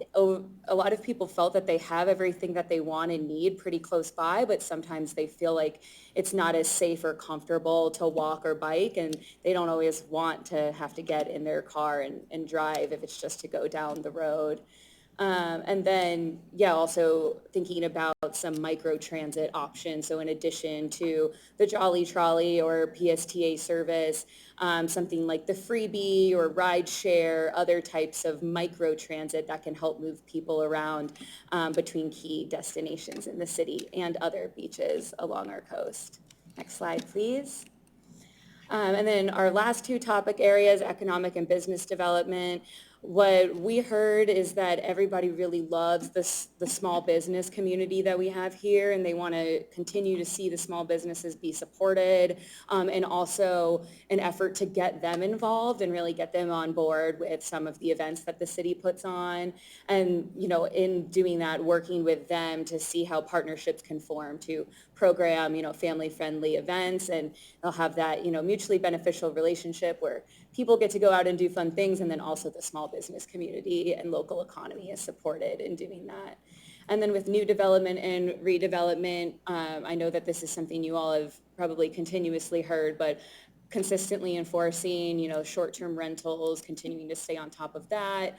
Also ensuring that with any new development comes in, that there's adequate infrastructure, but also potentially some kind of community benefit or green space or public amenity that comes in with that new development, especially if they're being given something that they might not have had in the past, like they're being incentivized to, build in a more resilient way. Let's say that's not just minimum requirements. And then finally, encouraging quality design and development. We did hear a lot about wanting to try to have some kind of consistent architectural character along Gulf Boulevard. We can definitely talk about some of the challenges that might be associated with doing that, but we did just want to mention that that's something we heard a lot in the survey. And next slide, Andrew. Give it to Hannah for next steps. Yeah, thanks, Nicole. Yeah, so what's next? And we'd love to hear, your feedback, especially as we get to the second phase of our engagement. We're looking to do another community workshop. So if you all feel, there's an appropriate time to do that, obviously there's a lot of other things that are going on that are more time sensitive and probably more important. So we would like to hear when you think that would be a good time to do that. Originally, we were going to have it in November, but I think, December, January would probably be more appropriate for that. And then we'll also have a second survey available, which will identify some draft recommendations and roll out the goals for the different focus areas so we can get people's feedback on that and also understand what the key priorities are for some of these focus areas as well. And then we'll continue to do our pop-up events. So if you guys feel like there's an event that we should be attending where you think we can get really good feedback and turnout, we'd be happy to receive that information so we can attend that as well, especially with the holidays. There might be a lot of activities happening soon. And we would like to have some more focused stakeholder engagement meetings, looking at a meeting with some of the more regional agencies like PSTA or Forward Pinellas to ensure that the recommendations we're bringing here align with their goals, and also some opportunities for partnerships there as well. And then the local businesses, we would like to have a separate stakeholder meeting with them to understand their challenges and some of the opportunities that we can leverage with the master plan as well. Yeah, I do just we did have a meeting set up to attend a chamber meeting and talk to the local business community, but I think it actually fell on the week that Helene hit, so we haven't been able to reschedule that yet, but as Hannah mentioned, there's obviously more pressing matters and priorities right now, so we do hope to eventually get to talk to the local business community soon. Yeah, and that's our presentation. We do kind of have some teaser questions for you. If you have any feedback for us or any questions for us, we'll be happy to answer them. Commission? Personally, I love the pop-up events, that you're going to those. So people can just talk to you one-on-one, and they're, they're very comfortable. So please continue to look at our calendar and stay involved with that. Same way with the businesses as they're coming back online. If you can be in the area and just pop in and see how they're doing, and those kind of conversations are, in my opinion, better than some of the meetings that are, the formal meetings. As far as putting a meeting together, I really would suggest maybe January after the holidays. Before then, I think the community's just too much in turmoil right now. A lot of people aren't even in their homes, let alone wanting to attend a public meeting, thinking about where things are going to go in 20 years from now. So, but I appreciate that.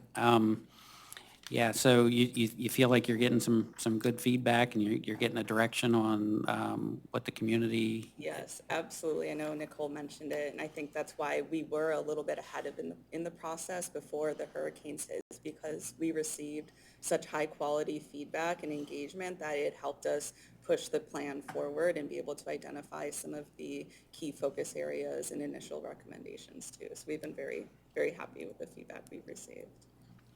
great, great. Anyone else?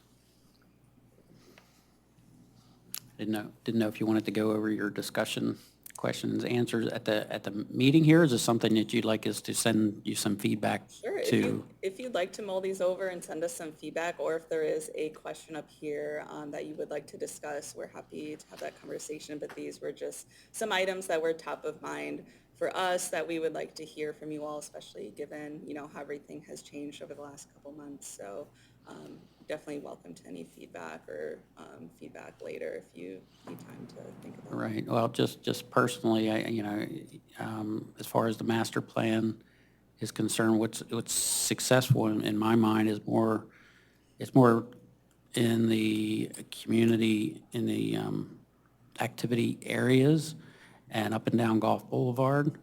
So much of Madeira Beach is, I'd say 60%, 70% of Madeira Beach is off the main drag, and that's not going to change much unless you had some ideas. I know we had talked about at one point on the pocket parks. I don't know they're not really pocket parks, street ends, I guess they're called, that sort of thing. But I think that's been addressed separately. Don't know if that's part of your plan or not, but I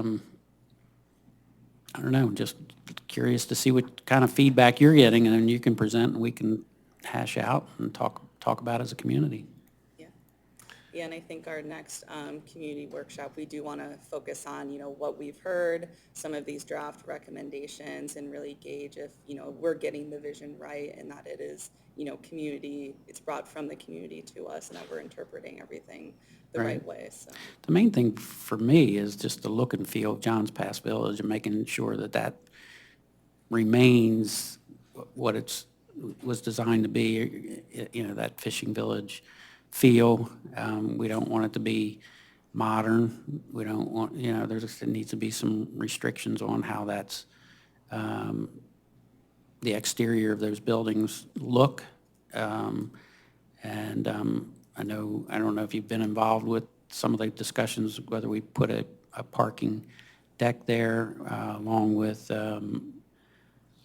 a general event area where the at-grade parking is there in the triangle.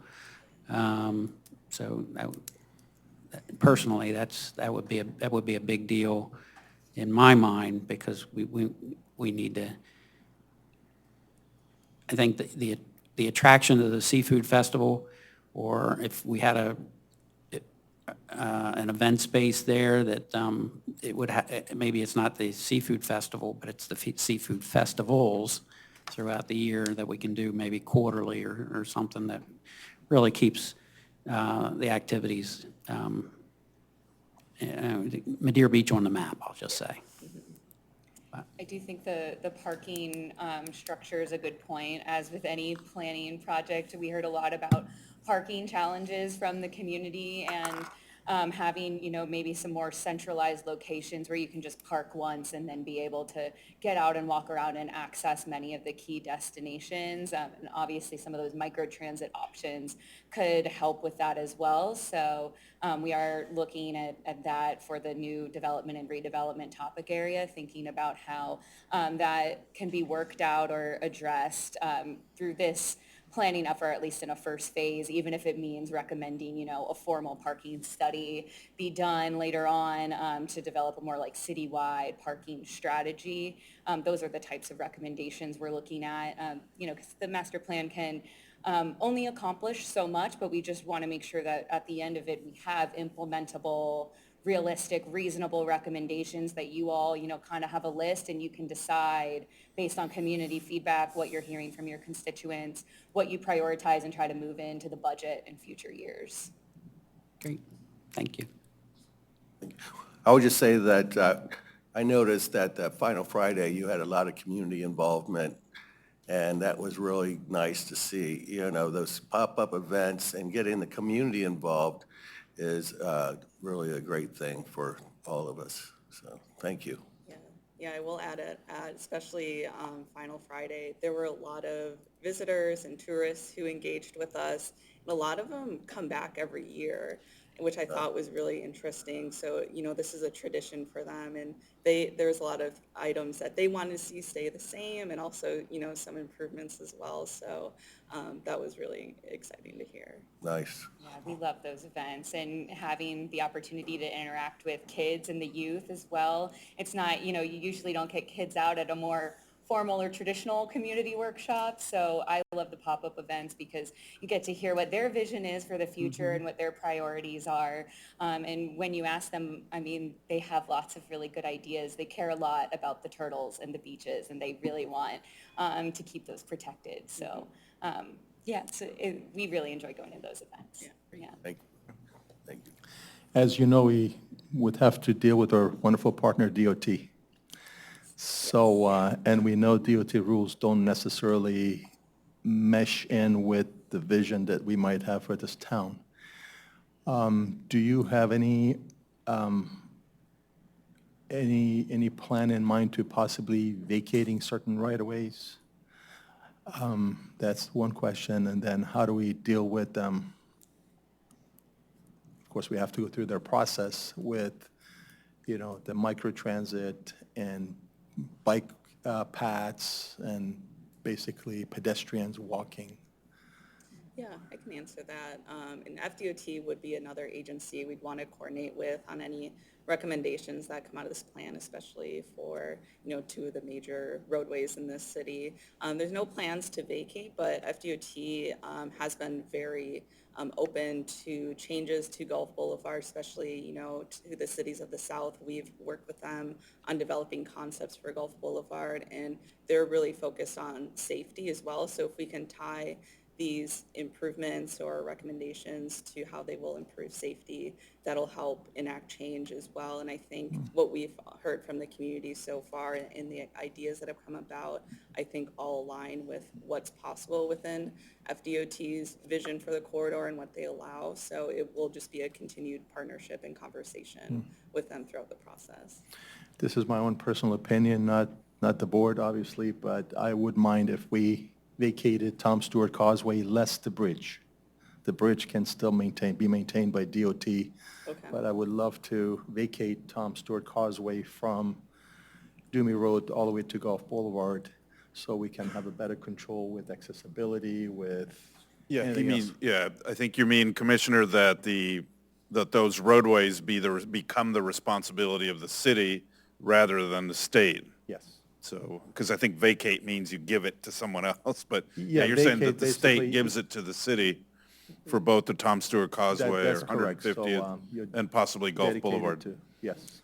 Yeah, absolutely, and that could be a strategy as well, as if, you know, it was the city's wish to take ownership of Gulf Boulevard or Tom Stewart Causeway. That would be, you know, a discussion between you all and what that would look like, and also with FDOT and, you know, what any kind of implications that could have, because it is an evacuation route, obviously. So, yeah, it's something we can look into. So I've for many years, I've envisioned a bike path from Archibald Park all the way to War Veterans Memorial Park. I think that would be an awesome asset to this town, partnering with, obviously, DOT and also City of St. Pete, because Tyrone's owned by the city of St. Pete. So if we can accomplish that, I think we can not only bring a lot of functions to this town as far as like breast cancer, walkable, you know. Like 5K events, like those types of. Yes, and also having benches along the way and bike racks and, you know, things of that nature. That's something I've been sort of thinking about for many years. Yeah, that would be great. I would ride my bike on that bike path. Yeah. So do we have any public comment?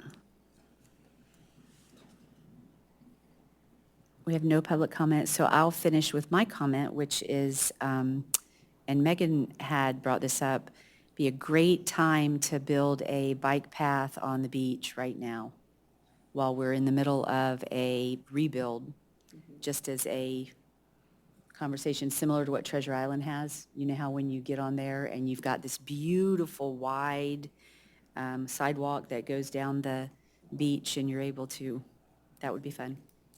Yeah, and I think that's where, obviously this has been, such a tragedy, but Yeah. there is an opportunity where, something like that probably would have been like 10 years down the road, but maybe it could be shorter Yeah. term and more like a 5-year, shorter implementable project, given the situations. Yep.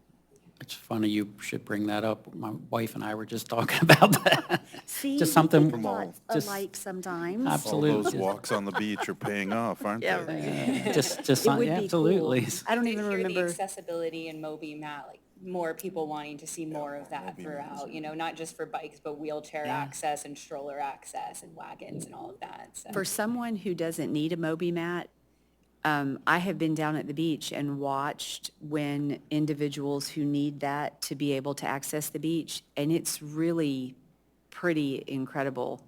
I mean, it's an extremely useful tool for someone who needs it.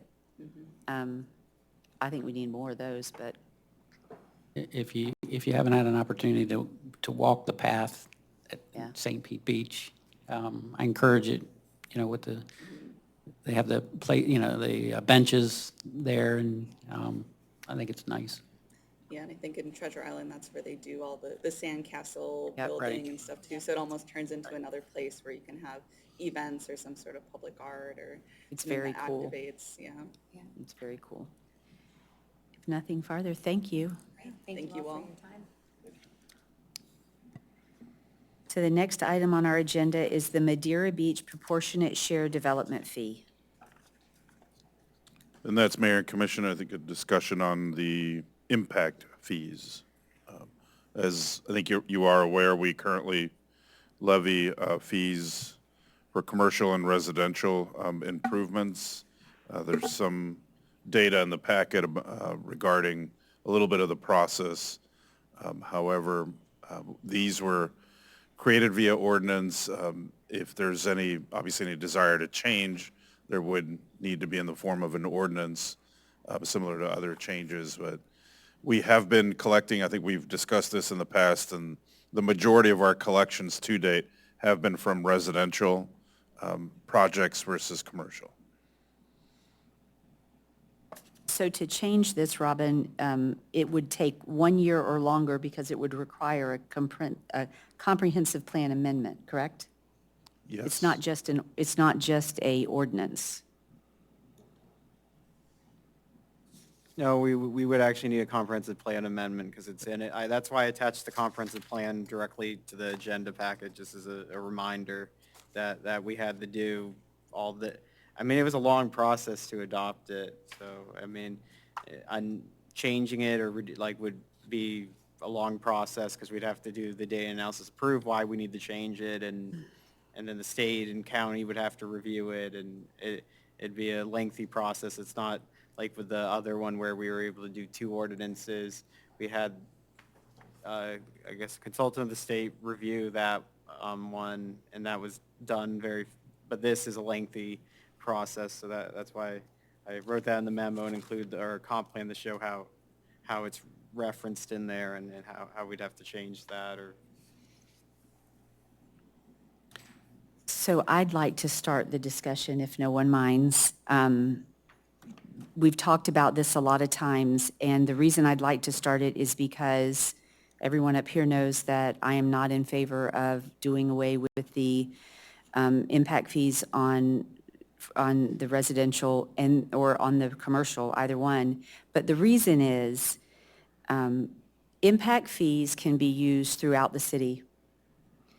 And building permit fees can only be used by the building department.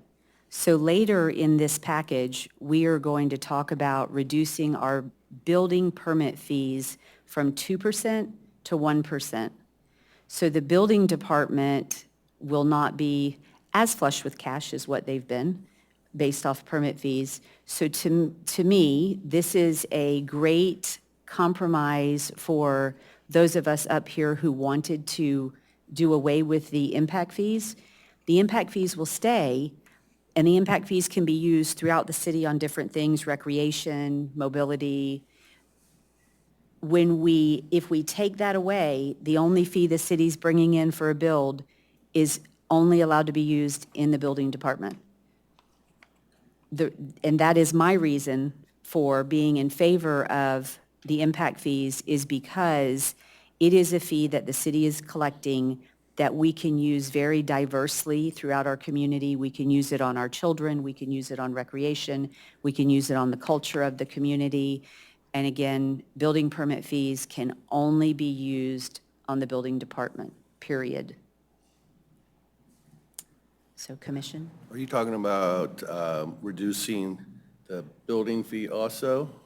That's later in today's meeting, yes. This particular, that's what, I just wanted to bring it up because to me, they kind of go together. Right. When you're thinking about reducing or doing away with one. For one thing, this would take over a year for us to be able to do away with, and a lot of money because it would take more studies.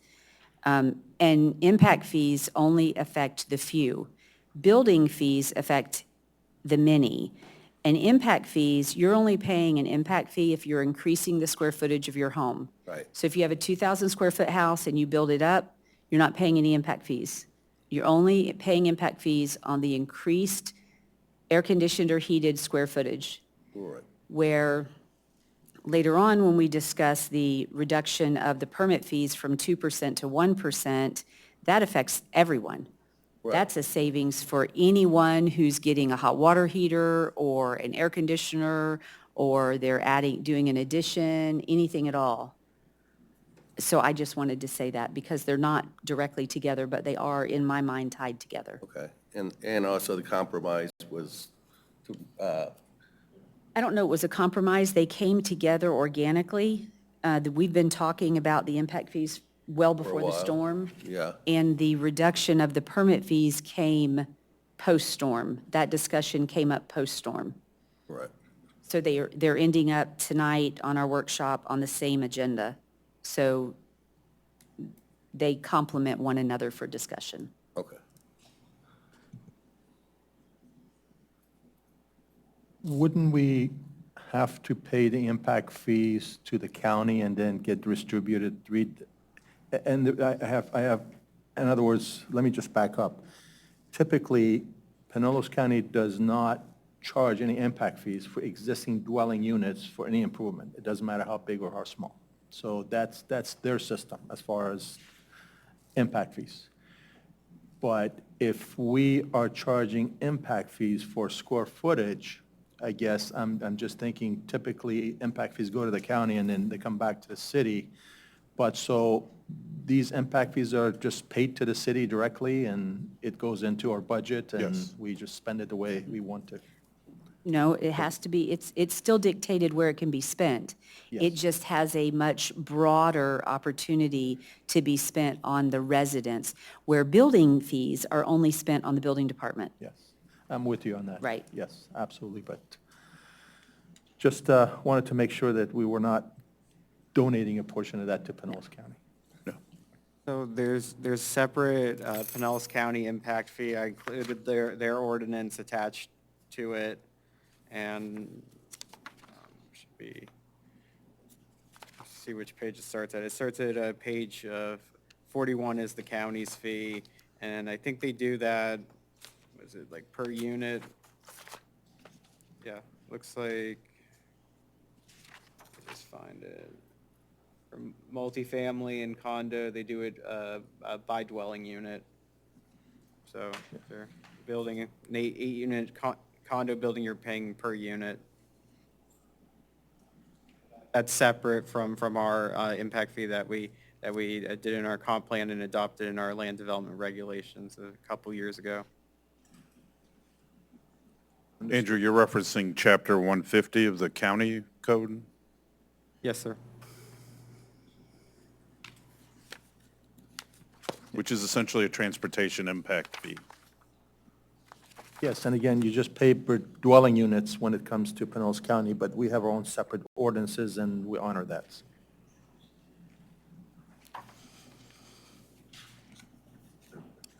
If I might,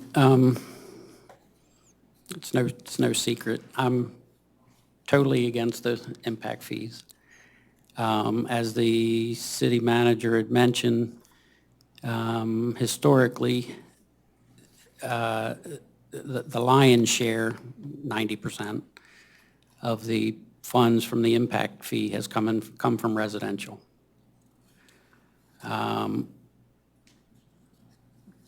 Both Mayor Brooks and I have been involved with this for many years.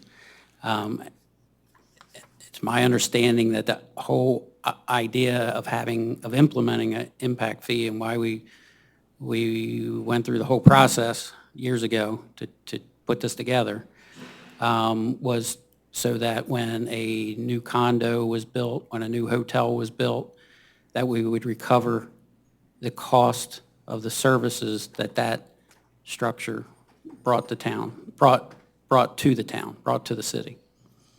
It's a one-time fee, even though that structure will be here for 50, 60, who knows, 70 years, and always have that impact to the city.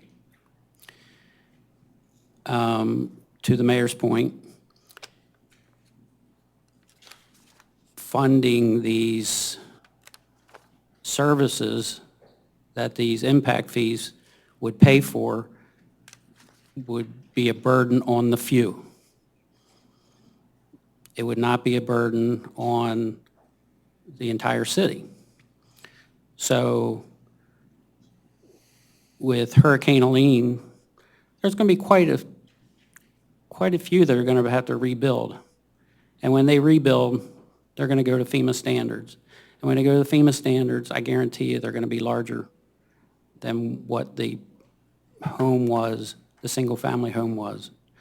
So again, it's going to be on the few that are not only impacted by the storm and have to rebuild, but this is just one more cost associated with that rebuild, not alone, let alone the property taxes that are going to be increased and on and on. Now, a lot of those rebuilds are going to be from people that are going to buy the properties, and they're going to be new neighbors because they came in from out of town because the people couldn't afford to do both, rebuild and pay those property taxes. In my opinion, impact fees, we should just do away with them and find another source of revenue from the commercial properties. And when I say commercial properties, I'm talking about the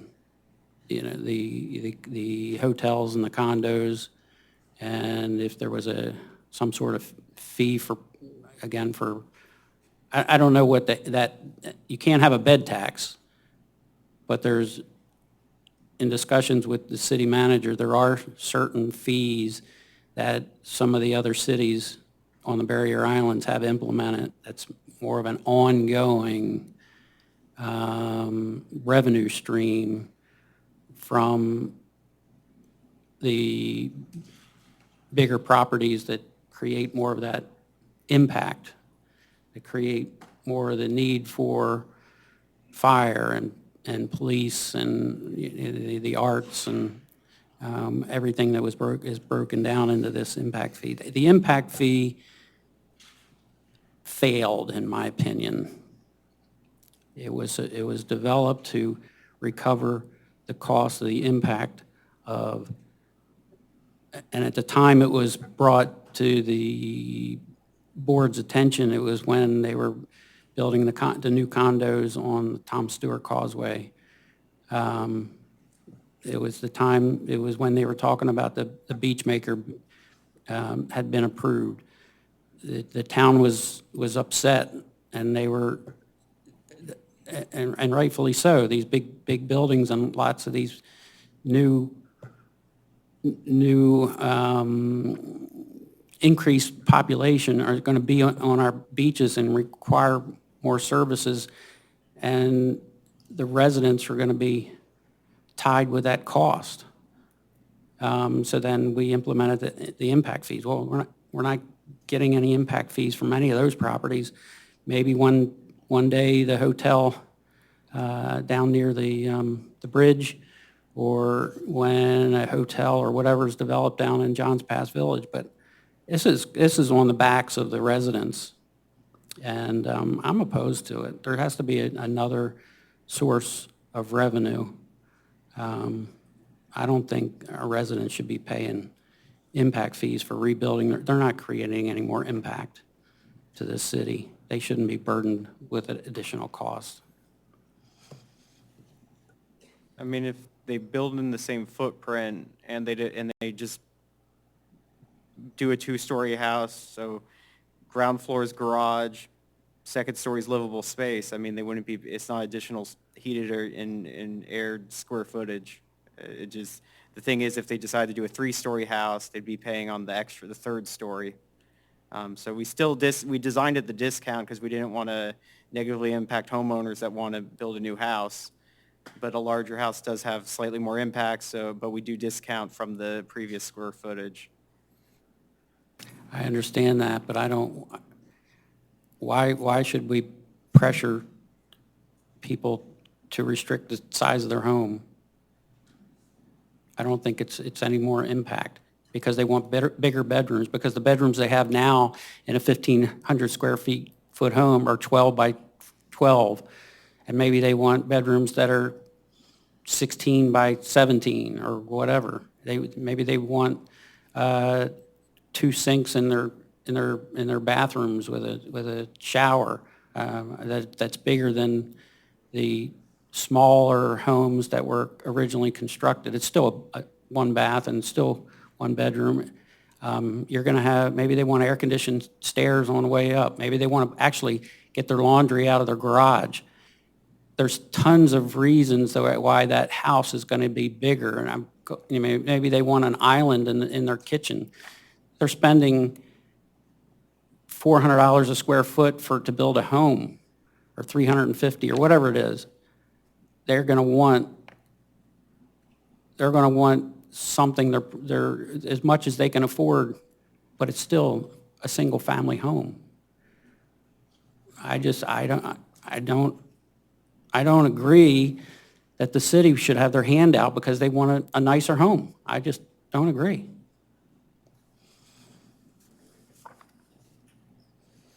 I would love to discuss just redefining impact more precisely. If it's a real impact or if it's just a process. I mean, it's something that just happens automatically. As Commissioner Kerr says, if you're raising up and you want to enlarge, it's still a single-family dwelling.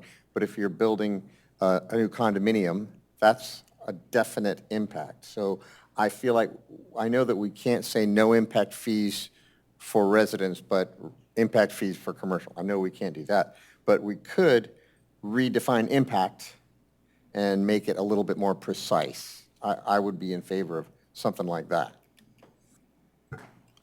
I agree, but I want to state that that's what we were told when we were in the Planning Commission and we were putting this all together, that we cannot separate commercial and retail. And residential. It had to be the same. I asked that question 5 or 6 times and I was always told the same.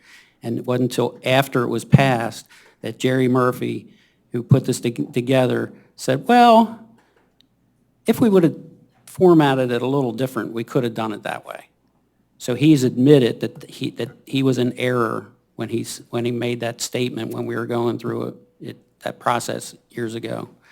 So I think that would be worth discussing then, to make that more precise definition and make it not such a burden on residents who will have to build and want to improve while they're at it.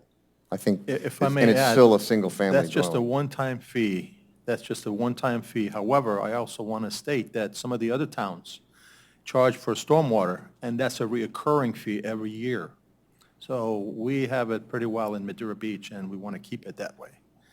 But just want to let you know, many cities have picked up additional tax dollars just by charging for stormwater every year. That one-time impact fee, I don't think it's a big deal. Well, I think it's important to remember, and I've said this every time we talk about it, I say it. I think it's important to remember, you're not taxing someone for rebuilding their home. You're getting an impact fee for someone who is building back a larger home, and a larger home has an impact on the city, whether it is the additional amount of trucks that will be on the road to bring in the supplies that are required to build the house, whether it's the concrete truck that's driving down the road that's bringing more concrete to the house. There is an impact fee to a residential house going from 2,000 square feet to 4,000 square feet, whether it is adding a third bathroom or a fourth bathroom or 4 bathrooms when it was 2. I mean, we did discuss this at length on the Planning Commission when this went through and then came before the board and was voted. Now, if the commission so desires to move forward with looking into making the change, I think it would be informative to understand what that's going to cost us to do that study.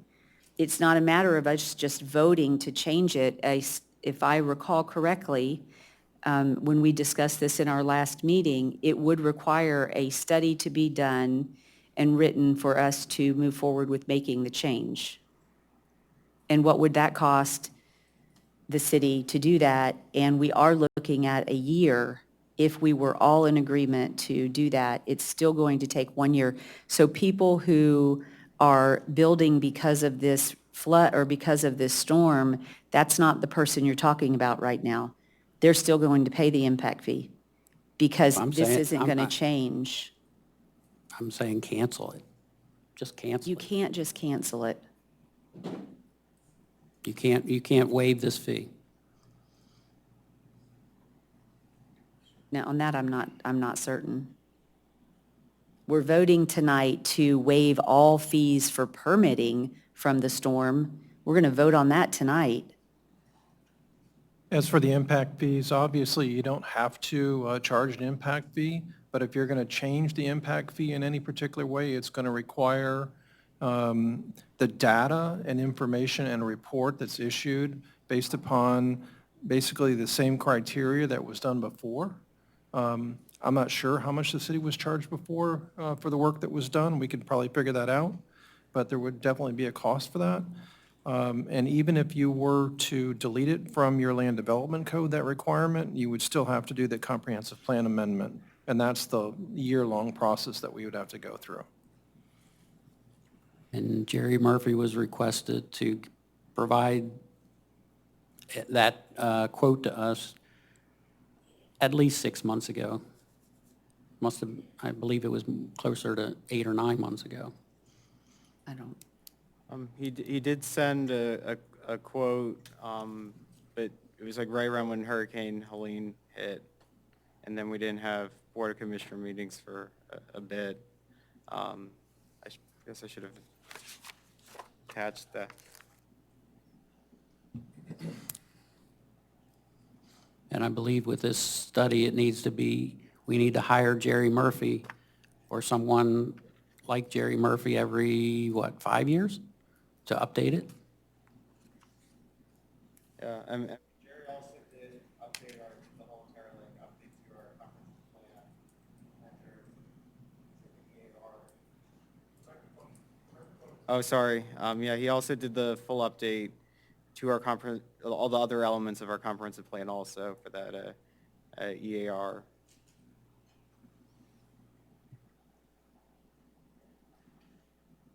Do we have any public comment? Please.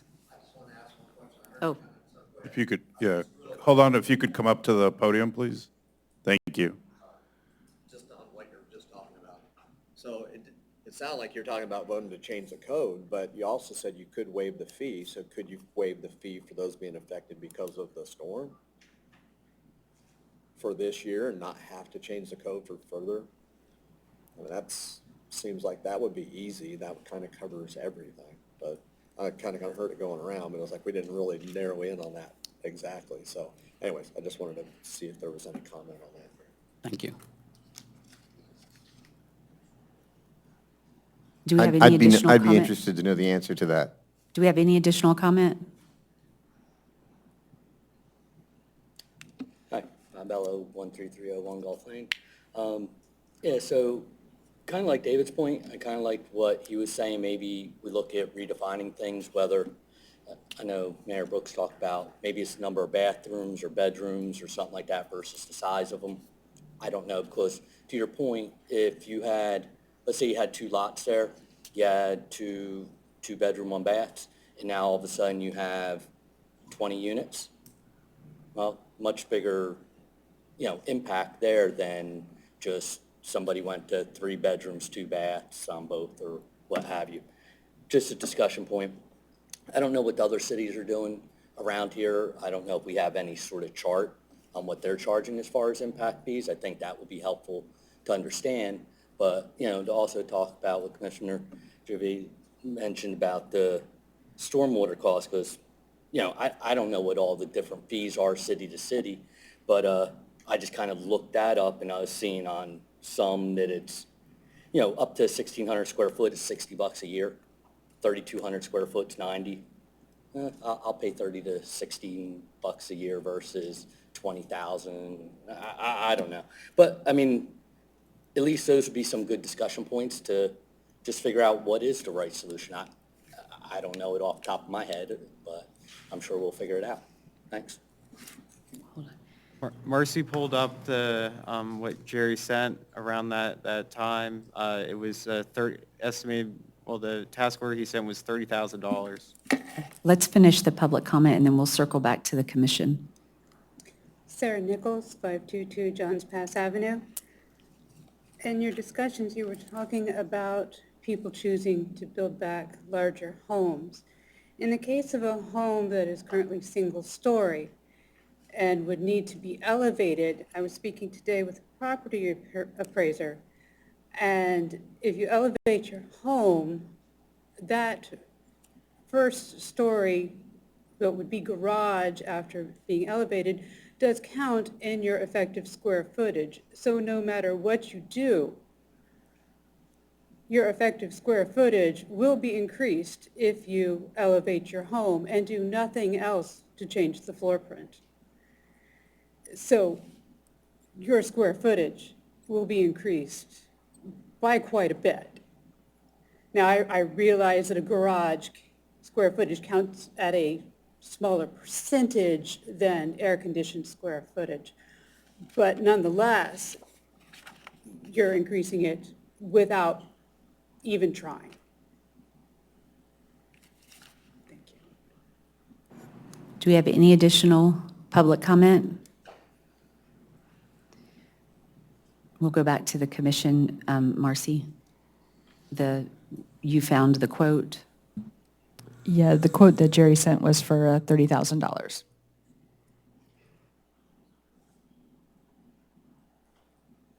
Mayor, if I could, as I mentioned before, I'd like to get the answer to, can the impact fee be waived for any construction that is needed as a result of either of the storms? And 2, I'd like to ask Andrew, I thought I understood you to say if you build up from a 1-story to a 2-story, the unair-conditioned space doesn't count and there would be no impact fee. Did I misunderstand you? So, no, that is, I don't know what the property appraiser does for the property tax, but at least for us on our impact fee, that's how we'd look at, but I mean, the county looks at it it looks like for single family, it looks at square footage or per dwelling unit if it's multifamily. For us, it's that square footage of that heated and air conditioned space, like new heat.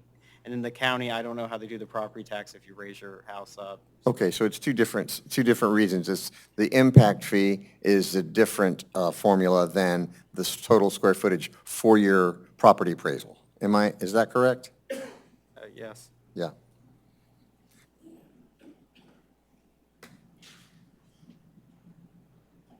So Tom, the question that was asked is, can we waive the impact fees, or do we have to do something different? I don't feel comfortable with waiving the impact fees. The whole idea of this is it's a proportionate fee, and if you're waiving it for just, residences, then it doesn't meet the proportionate fee analysis that was done in the beginning. So I would not suggest that you do that. If you're going to change the impact fee, then let's go through the process of changing the comp plan and changing the land development code and go through the correct process, then try to avoid it now and then having, be attacked by all those others that are down the line that have to pay the proportionate impact fee that weren't affected by either one of these storms. I just think it opens the door. I would not go that direction. First of all, I think I value everyone's opinion up here. Also, I think we have to understand the definition of what an impact is. Is it putting a sink in, putting a bathroom in? Is it putting a dock outside your house or a swimming pool? What is the wording and verbiage of the correct, of the impact fee? And second is, can we waive the impact fee for the following year due to the storms? That's what the attorney's saying is no. Right. I mean, but I know you've come up with a compromise. I did, to waive all permit fees due to storm-related damage for 6 months. And at the same time, later in our package, we're also going to talk about and vote at our next meeting, not only to waive all storm-related permit fees, but to also reduce our permit fees indefinitely by 1%. So currently, when you come to the city and you get a permit, you pay $50 plus 2% of the value of the work. We're going to vote to pay the $50 plus 1% of the value of the work. That's quite a savings across the board for the city. And to talk about suspending or not collecting for 6 months permit fees on storm-related damage, that's also a big impact. That's a big impact for the community. And I would say it's not a huge impact, but I think that anybody sitting in this city who is going to rebuild can think 2% of the value of the work plus $50 for each permit, that's a substantial amount of money that someone could potentially save. I mean, on a $250,000 remodel, you're looking at paying almost $6,600 in permit fees. And we're going to talk later about suspending those. I mean, I understand the conversation about the impact fees, and we've had those. And like I said earlier, if the commission decides that we want to go down the road of getting the $30,000 study, and then we want to spend a year revising our comprehensive plan so that we don't have impact fees, that's up to the commission. I'm just one person sitting here voting. But I also know that we spent more than $30,000 putting the impact fees into the comprehensive plan, and it was long and exhaustive, and there was community input, and it was voted on, and it was placed in there. And it was voted at the time, the individuals that were for it because that money was a citywide amount of dollars that could be spent and was not beholden just to one department and not able to be spent anywhere else. But I must say that the vote was taken under false pretense. All the work that went into the impact fee study was mostly to determine what the actual expenses of the city were. And I'm looking for the different departments, but for police and for fire and for recreation, I don't see it in the package here. All the different breakdown of how the impact was calculated. It's on page 32. It's culture and recreation, mobility fee, and public safety fee.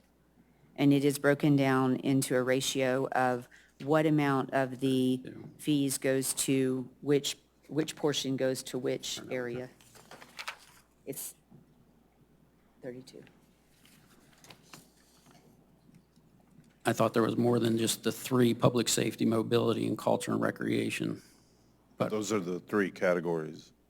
Okay, but I thought there was more categories than that. I thought there was 5 or 6.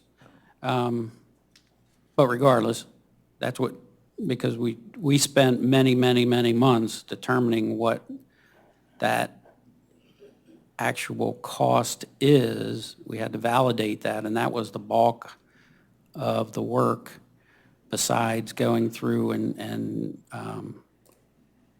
changing, updating the words "the" versus "a" versus, you know, it was that kind of thing. So, but again, it was, that vote was all under false pretense, because we were told consistently that if you did it for commercial, if you did it for the condos, if you did it for the hotels, you must do it for residential.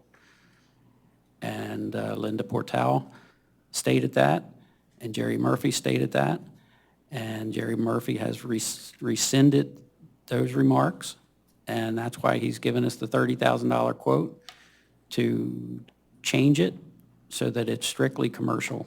It's strictly new condo construction and hotel construction. So I leave it at that. I've beat this horse to death. In my opinion, I mean, even if, I mean, a one-time impact fee is not going to cover the impact of a large structure like that regardless. I'd much rather see an ongoing service fee of some sort, but I would have to lean on the city manager for ideas on that.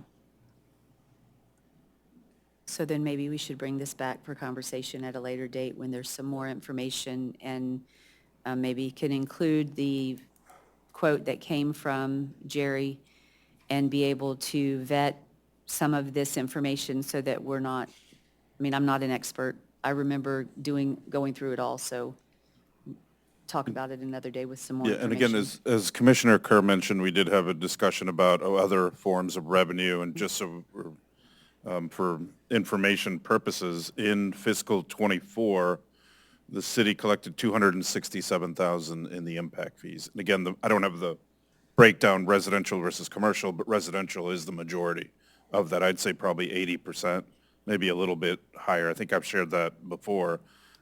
But it's not a gigantic source of revenue. It's not just $1,000 or $2,000 either. But there are, and I can discuss with each one of you, other possible forms of revenue into the future to supplant this, some not so popular, some, but there are possibilities. Other cities have different, just choose to do different things. But we can certainly bring this back with all the much more information. Okay.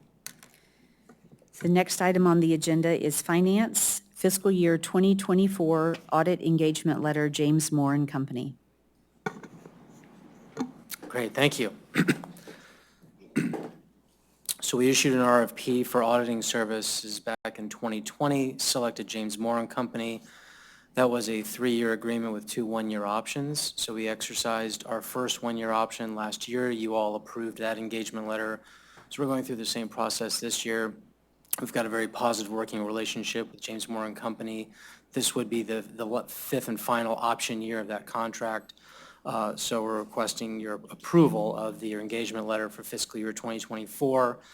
The audit fee would be $47,500, a financial statement prep fee of $4,750, and then a per major program single audit fee of $3,750, which there would be a federal single audit for the fiscal year 2024 audit. As I mentioned, we work well, collaborate very well with James Moore and Company, and I think highly of them, and would recommend approval of this engagement letter. Commissioners? Any comments? I'm in favor of that, sure, yes, support that. Yes. Just to add, this is for an outside auditing accounting firm to perform an audit of the city's financial systems that we are required under state statute. And this will go back out to bid or for RFP next year in 2025? For the beginning of the fiscal year 2025 audit for next year, yes. Okay. Typically, we'd probably commence that process in the spring of 2025. Do we have any public comment? Okay, with no comments, we will move on to the presentation of fiscal year 2024 budget versus actual analysis and fiscal year 2025 revenue loss projections. Great. So I wanted to provide you all with two pieces of data. One, let's do a historical look back on fiscal year 2024 results now that fiscal year has ended as of September 30. Could still be a few transactions, some accruals as we go through the audit preparation process. The numbers that I'm providing you may change, but we don't anticipate significantly.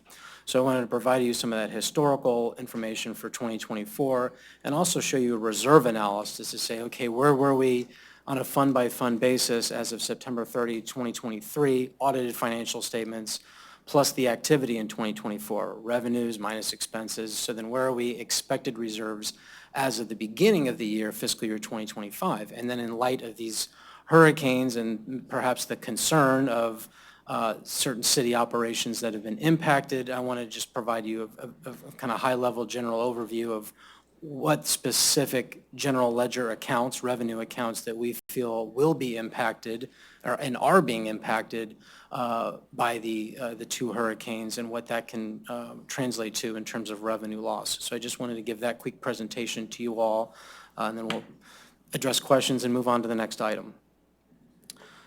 So that's the agenda. We'll go through fiscal year 24 historical, then let's look at 2025 potential revenue loss, and then address questions, of course, if you have them. So on the first page, the budget versus actual revenue comparison by fund and department. Largely no major significant variations. I mean, your general fund, especially the non-departmental, has the lion's share of the revenue. That's a lot of our taxes and some user fees. We did see collecting 83% of budget. There's two main items there, one of which is for the Gulf Boulevard undergrounding. That's just a revenue accrual we still need to make. I think we spent about $710,000 on the Gulf Boulevard undergrounding project, but that'll be reimbursed through the Penny 4 money. We'll request that from Pinellas County. We just need to book that $700,000 and change receivable and revenue, so that will actually increase the actual balance as we make that year-end closing entry. And then we also had budgeted for a dredging project in Johns Pass Village. I believe that was $1.5 million budgeted for both revenue and expense, and have not incurred those costs. Maybe only $40,000, I think, thus far has been recorded for fiscal year 24. So obviously our expenses are much lower in that specific dredging project as well as revenues. So that's the main item that I want to highlight in this budget versus actual revenue side. And then if you look at the next page, budget versus actual on the expense side at the fund and the department level, we broke this down for each department. The concern would be if there are any departments that are over 100%, and if that was the case, we did have up to 60 days after year end to put forth a budget amendment. We've already done 2 budget amendments during fiscal year 2024. I did not see it was necessary to do a third one because we're under 100% on each department. So this is just now a presentation. This is not a request for a budget amendment. We're close on some, but overall, we've have not exceeded budget at the department level, at the fund or the department level. And you can see the details here on this particular table. Then if I go to the next page, that's your reserve analysis. For each of our major, so I put this reserve analysis out there for the funds that have potential revenue loss potential impacts. So that was 1, 2, 3, 4, 5, 6, 7, 8 funds total, and there is a projected revenue reduction fiscal year 25, so there's a line there. But let's start at the top and work our way down just so you can understand the numbers. So first is the available fund balances of September 30, 2023. Fund balance is just your assets minus your liabilities. Is what's left over is your fund balance or net position, kind of equity for government, so to speak. Well, those are based on audited figures, right? And so that's that top line for each of these funds. It gets a little complicated. Some funds are on a different basis of accounting, full accrual, and some are modified accrual. So in order to try to make it on a level playing field for all, I took those full accrual funds, the Marina Fund, Parking Fund, Sanitation Fund, Stormwater Fund, and just took current assets minus current liabilities, and that was the available fund balance that I reported in that top line. Don't want to bore you on too much details on the difference between a full accrual and modified accrual, so we'll move on unless you want to inquire further on that. Then my actual revenues year-to-date 24, actual expenses year-to-date 24, that's based on those previous two tables, populated in those next two rows. And then that gives me my projected available reserves. So what do I have available to spend in fiscal year 2025? And then we have what we consider a potential revenue reduction in fiscal year 2025. That's still under analysis, but I gave you some very high-level projections just to share with you for this meeting. We'll go through that on the next page. And then I took, okay, well, what did we actually budget for in fiscal year 25? So that was our budget revenues and transfers in, comparing that to our budgeted expenditures and transfers out. And so then do we have any resulting deficit, right? So looking at all that, then we have a remaining estimated available fund balance for fiscal year for 9/30/2025. And so you add them all up, you're in a positive position, right? I'd say the one maybe concerning area might be the stormwater fund at a deficit of 2.6 million, but that's assuming we would have 11.79 million of project expenditures. And my discussion with the Public Works Director, that does not seem even remotely close to likely at this point. So more realistically, we'll have much less in terms of actual expenditures in fiscal year 25 in the stormwater fund. And so then on the next page, I just kind of broke it down fund by fund. Here are the particular GL accounts that we feel would be impacted. And this wasn't an overly scientific analysis of a percentage reduction. We kind of based that on, okay, this is maybe, seasonality. So from October to December, we'll see a sharp decrease. And then as there's a return to normalcy in commerce, for example, where we have, half-cent sales tax and transactional related taxes, we feel that we'll start then seeing that uptick. So maybe that's a 20, 25, 30% reduction. Again, I can get a little more refined on that once we have a couple months of actual in 25 that I can compare to 24. But I just want to throw out some high level, kind of a little thumb in the air percentage reductions in that column to give you more or less of what the feel could be on an actual revenue reduction compared to budget. What we originally budgeted before we knew about the hurricanes to what we would be more likely to budget now in light of this information.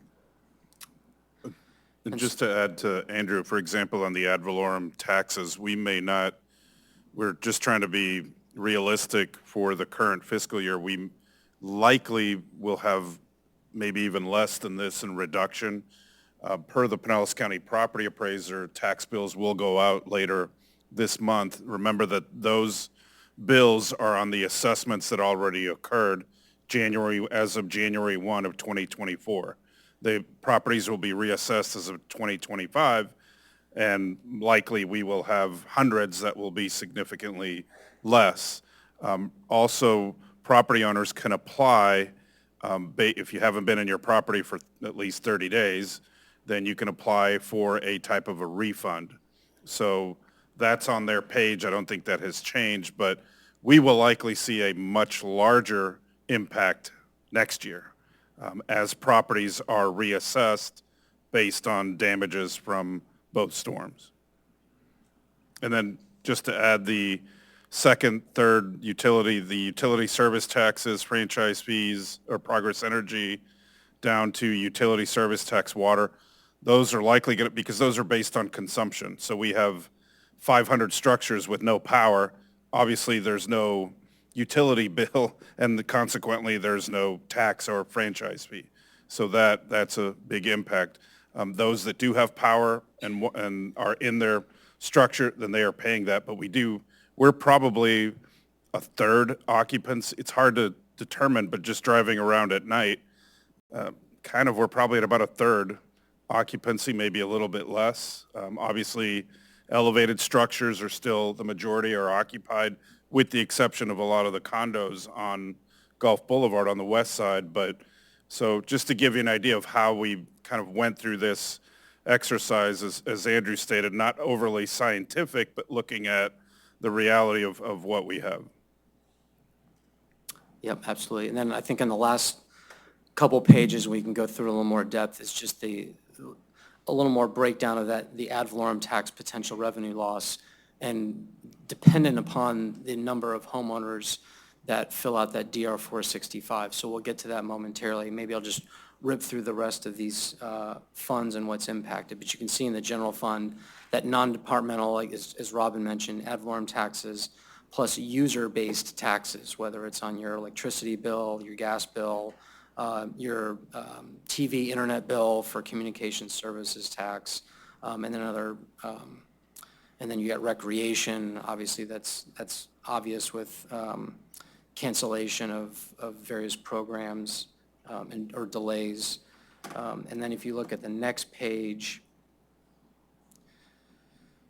so on the building services, and we've got the ordinance discussion coming up next on reducing and eliminating in some circumstances permits. That's obviously going to impact revenue. And then on the local option sales tax, that's that 7-cent sales tax revenue. So that's based, that's transactional based on the level and extent of commerce that is occurring within the city of Madeira Beach. And then in Archibald, we've got, the big one there would be our parking, right? So you got Archibald Beach parking meters, and the reduction of parking-related revenues due to lots not usable for a time, as well as then reduced demand compared to the prior year around this time. And then the Marina Fund, so reduction on fuel transactions, store transactions, et cetera. And then parking we discussed. And then it's to Robin's point, the sanitation charges, stormwater services, that's based on your utility bills. If you're not in the home, maybe you're still getting a bill, and it's largely just based on the base fee, but there's, there's no usage related because this isn't water utility, but again, if you've canceled your service, then obviously we wouldn't recognize the revenue during that period. So that's what could impact those. And just to add to the sanitation, because we have had questions, and also for stormwater, but clearly properties that have not been occupied and are not generating household trash, we will review those and likely issue credits at some point throughout the year, because there are hundreds that are not having any collection. They're not generating and they're not collecting, so we will review those. And then the last couple pages, just a little more insight into the city's potential for revenue loss on ad valorem taxes. So just to expand on Robin's point, was the assessment was already made as of 1/1/2024, so your assessed value does not change in this levy cycle. However, you can submit a DR 465, that's the application for catastrophic event tax refund, and then what's being pulled out is right out of the property appraiser's website that gives you information on how to submit, what it all means. And then for each hurricane, there's a window where if you can provide evidence, yes, I was displaced from my home, not living here, then you would be eligible for a partial refund. So depending on the volume of those applications, the tax collector could then withhold future distributions around that spring, summer timeframe, and net those against the refunds that would go back to those eligible property owners that submitted that form. So wanted to just provide that overview. There's more analysis to be done as we, go through fiscal year 25 and can refine some of those revenue loss figures based on more information that comes to light. And then I personally have no concerns over covering our general operating expenditures, our salaries, our wages, our benefits, and our, repair and maintenance and operating supplies and those other operating expenses. What we might have to just take a harder look is that capital improvement plan, delay projects, rescind certain projects, depending on the overall magnitude of this revenue loss. But just want to provide this high-level overview for you all at this point. Commissioners? I have a question. Is there any opportunity to recover any of the lost revenue from the federal government? I know when we went through COVID, there was an opportunity to recover revenue, lost revenue. So those are pushed. There's the American Rescue Plan Act, which then is the State and Local Fiscal Recovery Act.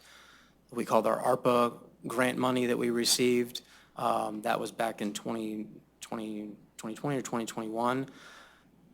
For this, no, unless something does come about that in the future, but FEMA does not reimburse for revenue loss. So FEMA will just reimburse for expenditures incurred by the city, depending on, whatever the category is, debris removal, facility damage. They'll reimburse for the deductible that we have to pay for for your insurer for any facility that's damaged.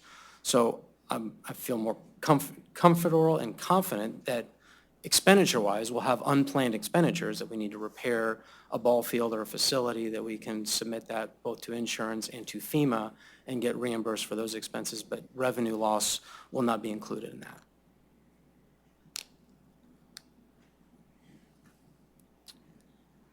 Do we have any public comment? With no public comment, we will move on to ordinance 2024-22, Fees and Collection Procedure Manual, FY 2025, Update 1. Mayor, I'll go ahead and read that ordinance by title only. This is ordinance 2024-22, an ordinance of the City of Madeira Beach, Florida, adopting a revised Appendix A Fees and Collection Procedures Manual of the Code of Ordinances of the City of Madeira Beach, Florida, repealing ordinance 2024-05, providing for conflict, codification, severability, and providing for an effective date. That was ordinance 2024-22. You would note that in the attachment, the Fees and Collection Procedures Manual, specifically on page 10 of 28 or 160 in your packet, it reflects the change that is being proposed in the fee manual. And I'll just read that. Paragraph 3 would be changed, valuation fee from 2% to 1% of the total project value, which includes both materials and labor and other related fees. And then also that it would be 0% of the total project value for all Hurricane Helene and Hurricane Milton permit fees for work involving the interior and/or the exterior demolition, repairs, and/or new construction, which includes both materials and labor, and other related fees resulting from damage by both listed hurricanes for a period of 180 days from the adoption of ordinance 2024-22. This being today would be the first reading, later on the next meeting. Then the second reading is going to be on the 20th, I believe, Yes, Robin? next week, the 20th. And so it would be 180 days from the 20th of November. So just so I understand, this is going to do two things. One, it's going to lower it from 2% to 1%, and it's going to make it 0 for any catastrophe-related construction, but for how long? Just 180 days. 180 days. Okay. I just wanted to make sure I understood. Thank you. I wanted to ask one. Naturally, I'm in favor of that. Yeah. I wanted to ask one question. Because our SD letters haven't really started going out yet, and people don't really know where they are in the process of rebuilding, can we change that verbiage so that it is 180 days from the issuance of the SD letter? The problem with that is that it would, every property would then be treated differently. So those people that have waited to get their permits issued are getting the benefit of those people that rushed to get it done. So I would not suggest it. I would suggest if you wanted to do anything to change the 180 days to 270 or 360 or something like that, that would be the same across the board for everyone applying for a permit. Okay. And I did no analysis of that. Of course, this is coming from city staff, so I would rely upon the city manager as to how that's going to affect the city. I don't know. My only concern is that if we get another hiccup and the SD letters don't go out, and you get someone who has a substantial damage letter and they're at, say, 77%, they need to get their ACV appraisal so that they can bring their value up, and then they have to do all of the appeal process. Would we consider their appeal process, that they've started the process, and so they would be within, they'd already started it, so they would get it? And I guess that could be more on a staff level conversation instead of, when does the 180 start? Or if it's for 180 days, if they initiate something with the planning building department within 100 days, are they then locked in if they don't officially get their permits in until 185 days because they had to go through all that appeals process? Not understanding what that appeals process is even going to fully look like. I would rely upon the building official to give that determination, but it's my understanding the valuation fee is paid when the issuance of the building permit. So if it's in the process, we don't really get paid until we actually issue the permit. Is that correct? That's correct. Okay. And the building official is shaking his head. So if you're asking, it's in the process. It's at the time of the issuance, and I think back to Mr. Trask, that you may want to look at 270 days or a full year. I mean, that would alleviate the That issue. example you just gave. Do we just want to select a date, June 30th? Throw out a date. Well, I think we're back to similar. I mean, either way, but I think what we're looking at is probably longer than 180 days. Right, is I would agree with that. Thinking a little bit more about it. Just the way the process has gone, we've taken 2 steps forward and 5 steps back, and we're getting in that, I think we're getting in that rhythm, and we're getting the understanding of what we're doing, but we could still hit another hiccup and be another 2 weeks before anyone actually gets an SD letter that's telling them they are substantially damaged. I don't know, what are your thoughts? Let me just jump in here, one more thing. It doesn't have to be a number of days from the adoption of the ordinance. It could be a set date. Okay. So if you wanted to do it June 30th, for example, 2025, then we would never have to look back at when ordinance 2024-22 was adopted. It would be in the fees manual as a set date. And then everybody that sees it, or the public, will know it has to be issued by that particular date instead of trying to calculate something. So. Easier. And so we'd bring that back to you at the next meeting on the 20th, that language, if you wanted it to be a date certain, whatever the date is. We can still vote on this in our next meeting, and then the final verbiage would be next Wednesday when we have that meeting. Would that be okay, or? So my suggestion is that at the regular meeting that's coming up, that we provide the actual language to the public. This is how the ordinance is going to be adopted. We'll fix the ordinance or the fee manual so it'll be typed out, but the motion would be that it'd be changed to read until, instead of for a period of 180 days from the adoption of the ordinance, until whatever, June 30th or whatever the date is. That we'll do that at the next meeting later on tonight. So what are your thoughts here collectively? I believe, excuse me, a set date would be great, if we could all come together for the residents. To have a set date would be, benefit the residents.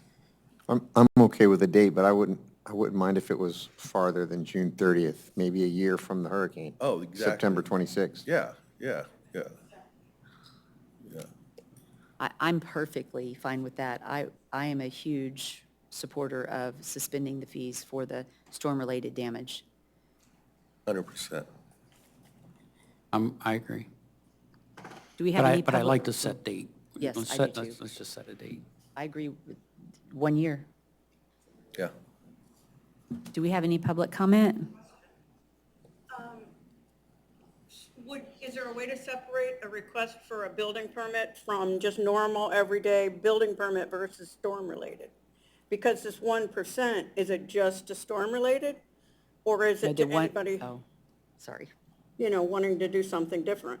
No, the waiving of the permit fees is for anything storm-related. Storm-related. Correct, just as, yeah, So you'd know that based on the well, submission that we make for the correct, permit? right. When the permit is submitted, it would have to identify Hurricane Helene, Hurricane Milton. Okay, because I haven't seen that on the document yet, but, okay, Name and address.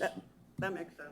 Well, I think a good analogy on that would be that if you owned a condo and you were on the third floor and you were doing a remodel, you wouldn't be subject to free permits. No, it'd be But you would 1%. benefit from the 1% Yeah, it would be reduction, right? 1% of the value. Yes, sir. Good evening, Davis Losser, 494 Crystal Drive. Just one little nit of clarification.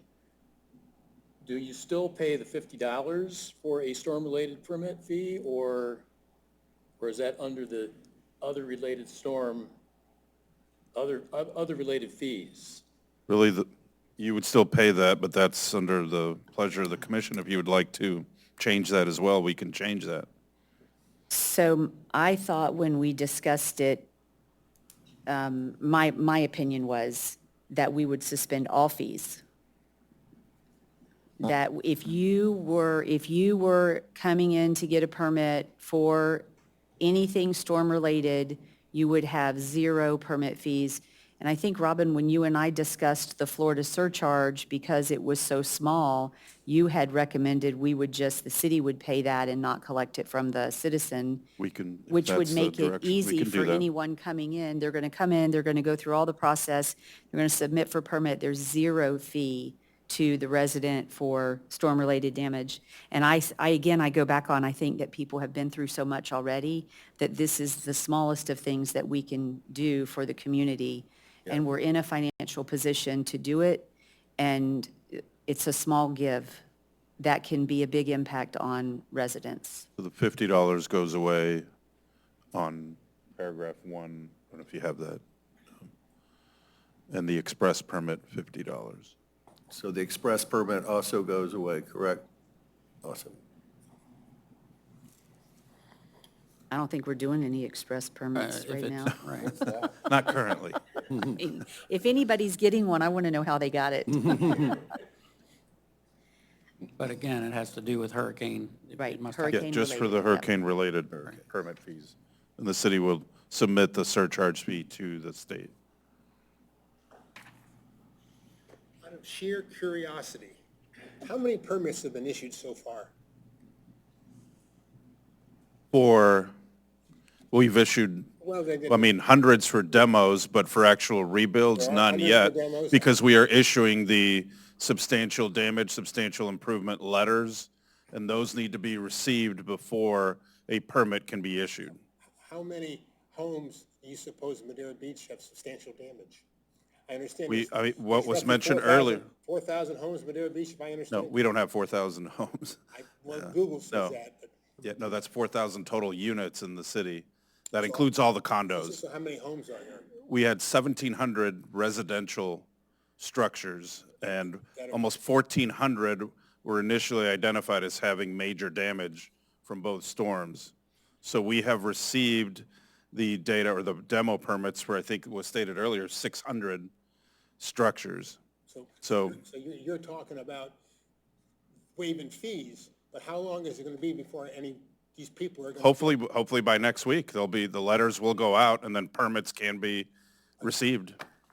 Demo permits. No, rebuild permits. Yeah. A lot of happy people if that happens.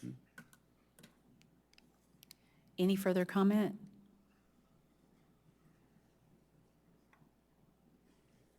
Hi, good evening. Robert Stallman, 14109 West Parsley.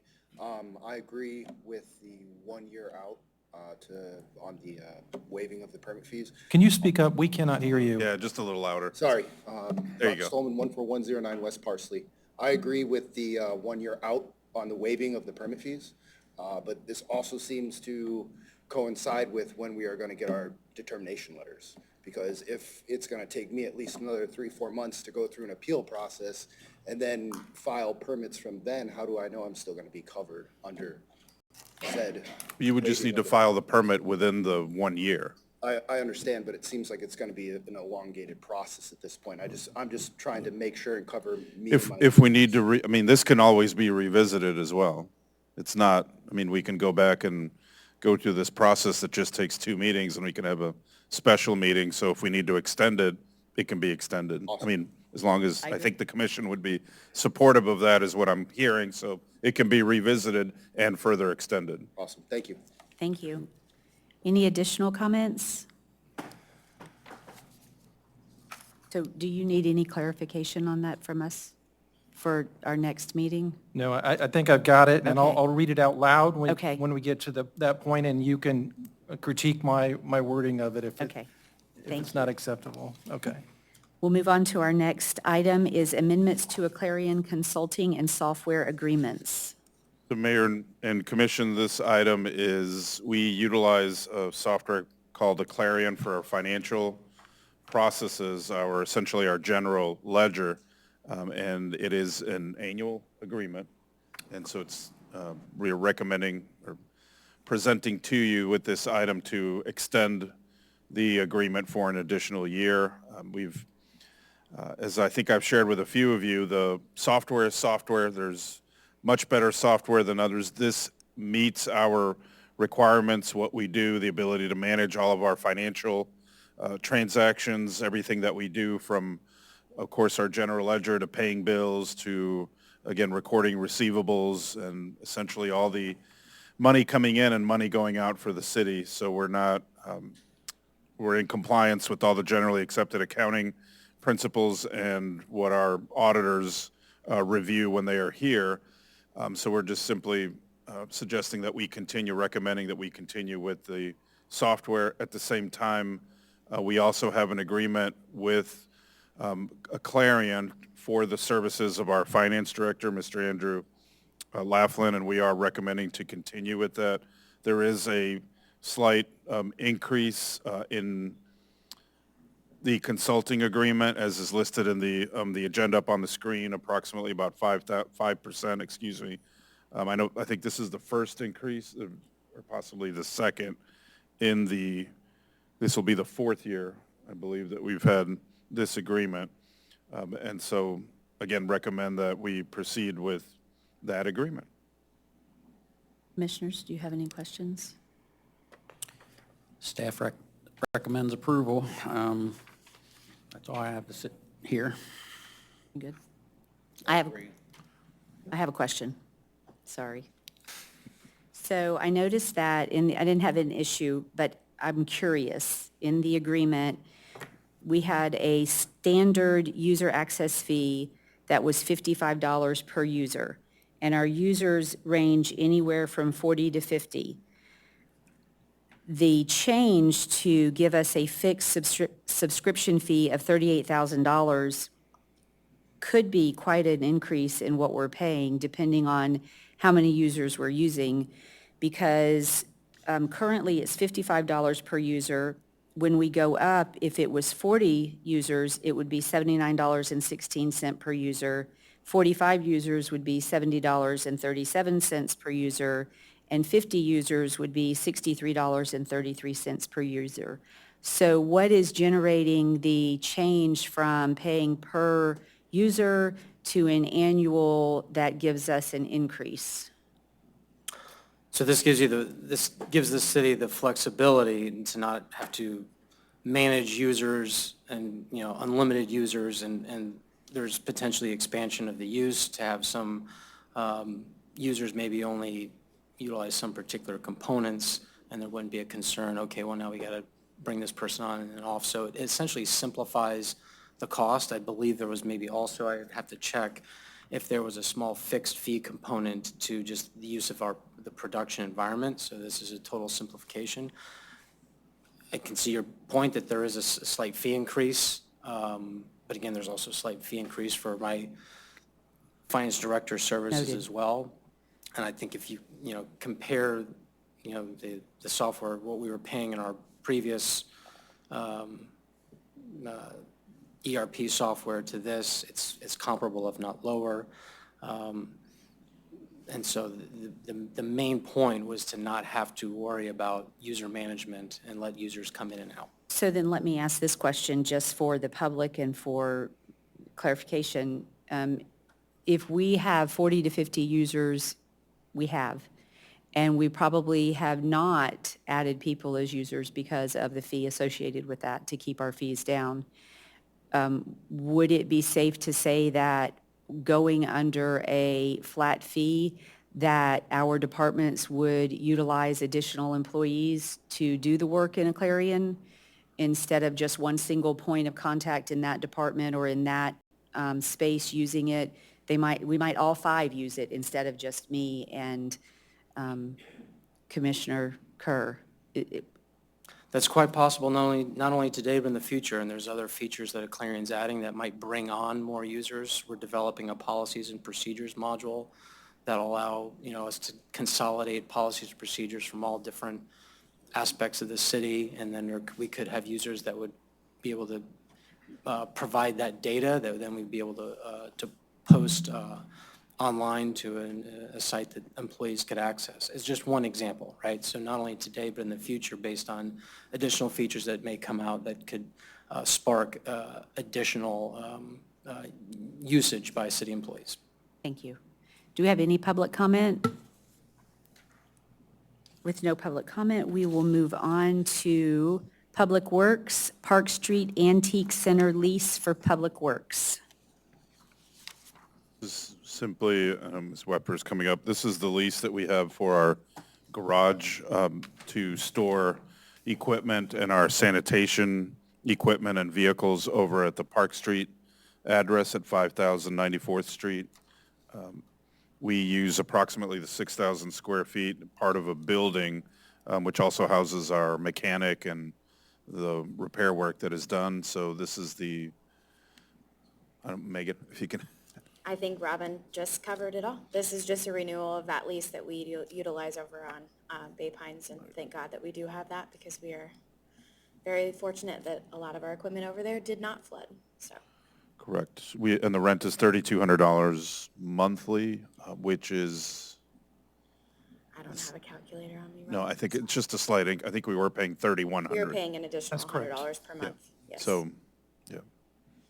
And it really isn't entering into a new lease. This is just exercising an option to renew that was already included in the lease that was executed last year. Yes. So that's all we're going to be doing, having the city manager send a letter to the landlord saying we exercise the option, and it's not going to require a new lease to be signed.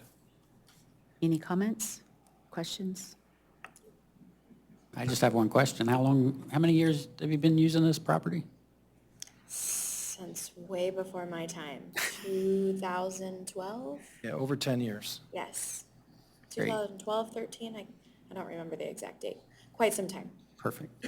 Thank you. Thank you. Any comments? Has there been any increase in the lease?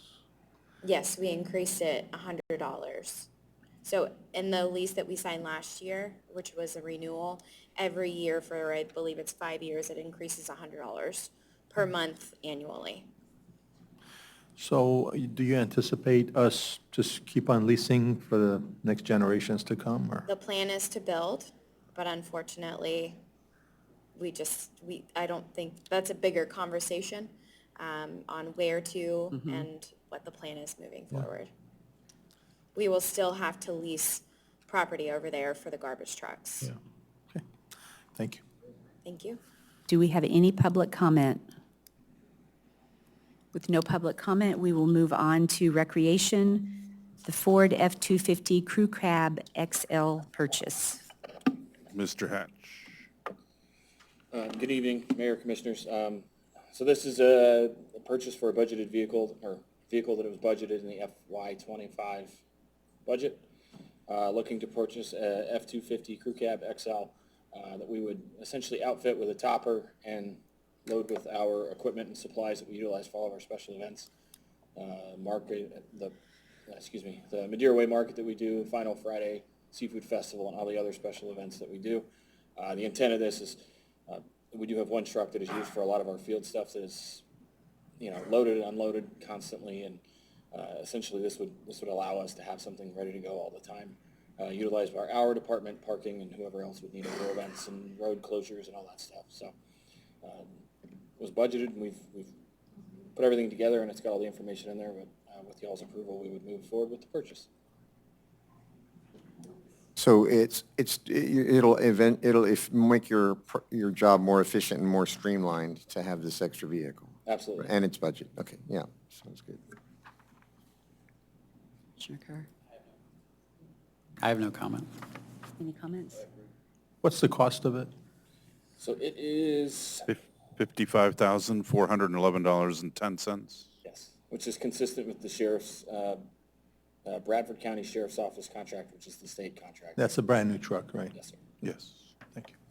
Do we have any public comment? With no public comment, we will move on to the JUCO Kickoff Classic Proposed Agreement. So this is an agreement for JUCO Kickoff Classic, which is a junior college softball tournament, collegiate softball tournament. Contract reads very similar to a previous contract that we brought forward with you all. Essentially just locks down for them this next year. This would be the last weekend in January. And it would bring some of the top junior college softball organizations to Madeira Beach to compete. This is an event that 10 years previous was held in Clearwater, and they made organizational changes there in the way they hosted things, and we were their first stop. So we've got the support and funding through Visit St. Pete Clearwater.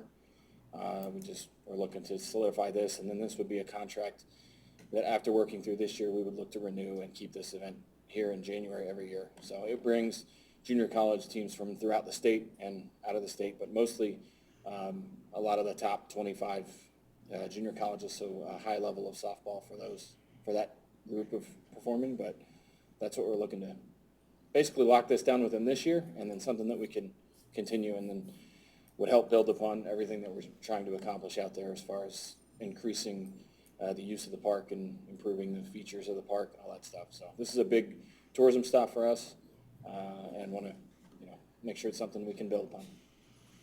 Commissioners, any comments? Sounds great, Jay. Yeah, maybe this will help us not reduce our revenue so much. Do we have any public comment?